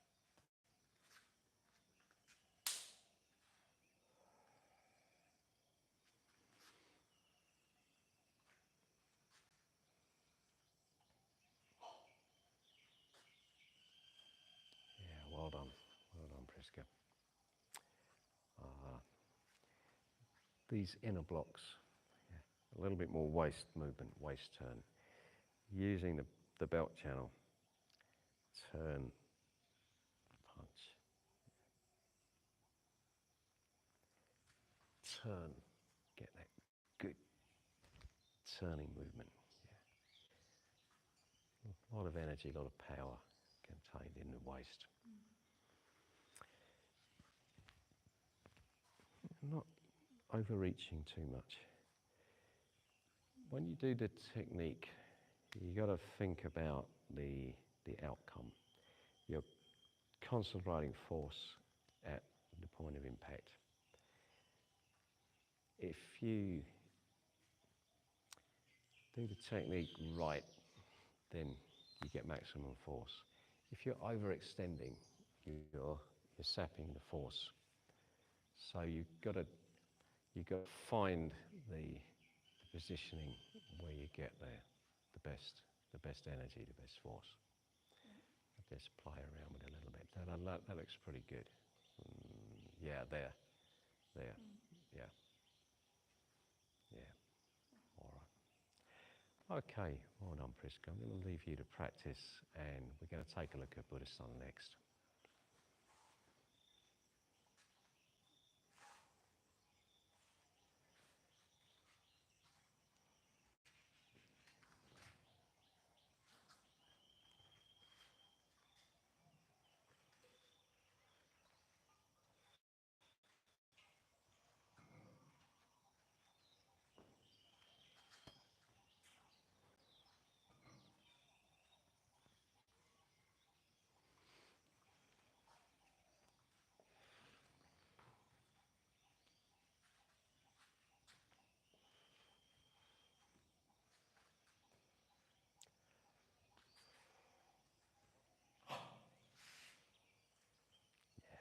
Well done, well done.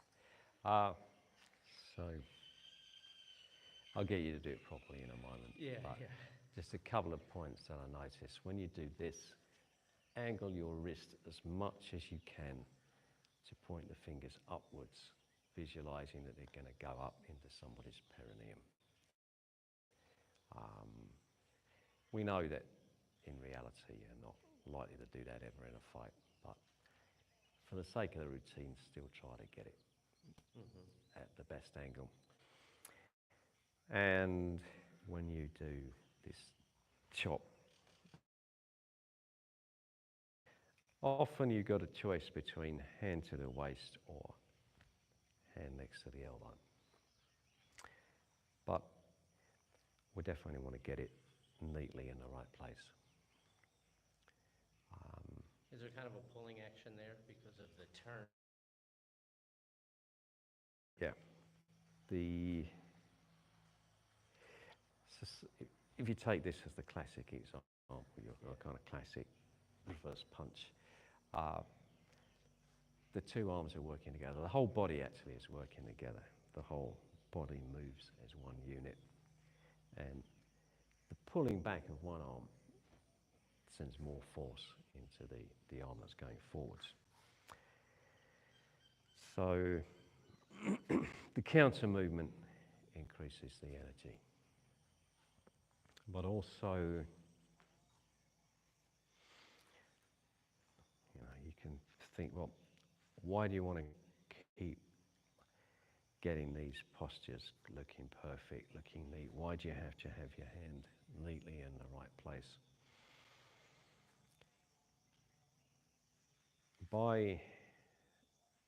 In order to do that, you've got to really expand your body awareness. You've got to be aware of every part of your body. I want to try to throw out the yang. None of that. I just want yin. Come and ask for this, but you can't do it. There, the whole thing. You practice and you get it. And this, obviously you need the talks like this. But I mean, that was how Master Tan and those guys would teach in the beginning. You just do it. Just do it. Yeah. Don't ask questions, just do it. and persevere. And when you got to a reasonable level, you'll have understood most of this anyway, and then we'll talk about it. Yeah, and we'll sort out the fine points. Yeah, that would be the Chinese way. A lot less talking, a lot less teaching, and a lot more get over there and do it. Yeah, work it out for yourself. Yeah. Okay, so we'll take a look at your Tigu lip chok. Yeah.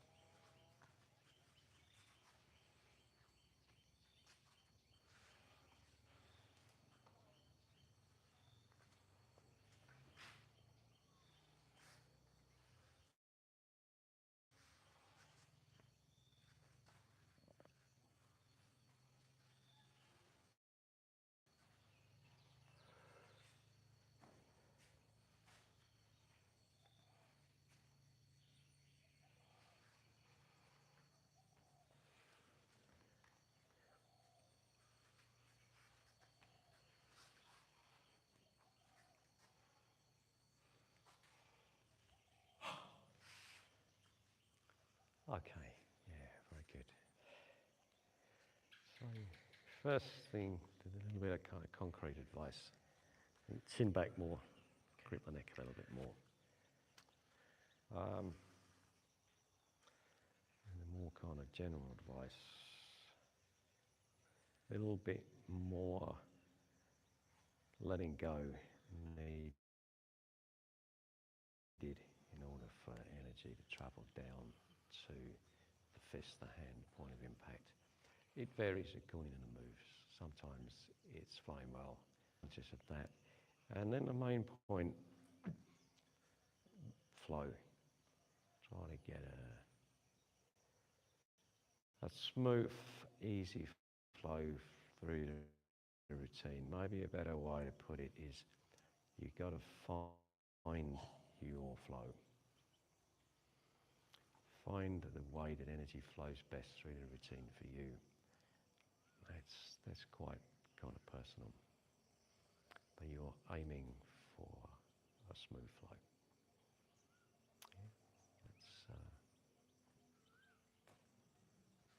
Yeah, I think that's that for this morning. Yeah, I have a question, if it's okay. Coming into this, is it... I notice I'm getting the energy kind of trapped in my elbows. It's not really coming through. And am I keeping my fingers facing each other there? Yeah. Okay. How well you can do this one depends on how flexible your shoulders are. But, I mean, yeah, it's up there. Okay. And then we want a bit of a body movement down there. So directly to the side, not in front. Okay. Directly down to the side. So up, down, there. It's the first time in the routines that we've directed energy straight directly up. And then I think it's the first one that it comes directly straight down. Yeah, rather than kind of down in front. So we're exploring different ways to direct the energy, different places to put the energy.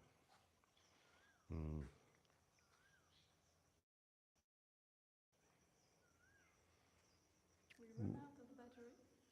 Run out of battery. Do we have a power bank handy or? No, we don't. No. So that's gone. 2% left. Sorry? There is 2% left. So 2% battery left. Well, I got 3 minutes. Yeah. How about this? We're low on battery. It's running out. Could cut it at any time. We've got about 3 minutes of the lesson left. Just in case the battery cuts out, thanks a lot for joining us. Quite a relaxed lesson this morning, but we're trying to explore the depth of the Kung Fu, the principles, the really important stuff. Not just go through the motions. I want to do a little bit more teaching with Buddha-san before we go for breakfast. And we will be back in actually just about 1 hour, hopefully with a fully charged battery, to do our Kung Fu grading, Kung Fu test examination. So I hope to see you then.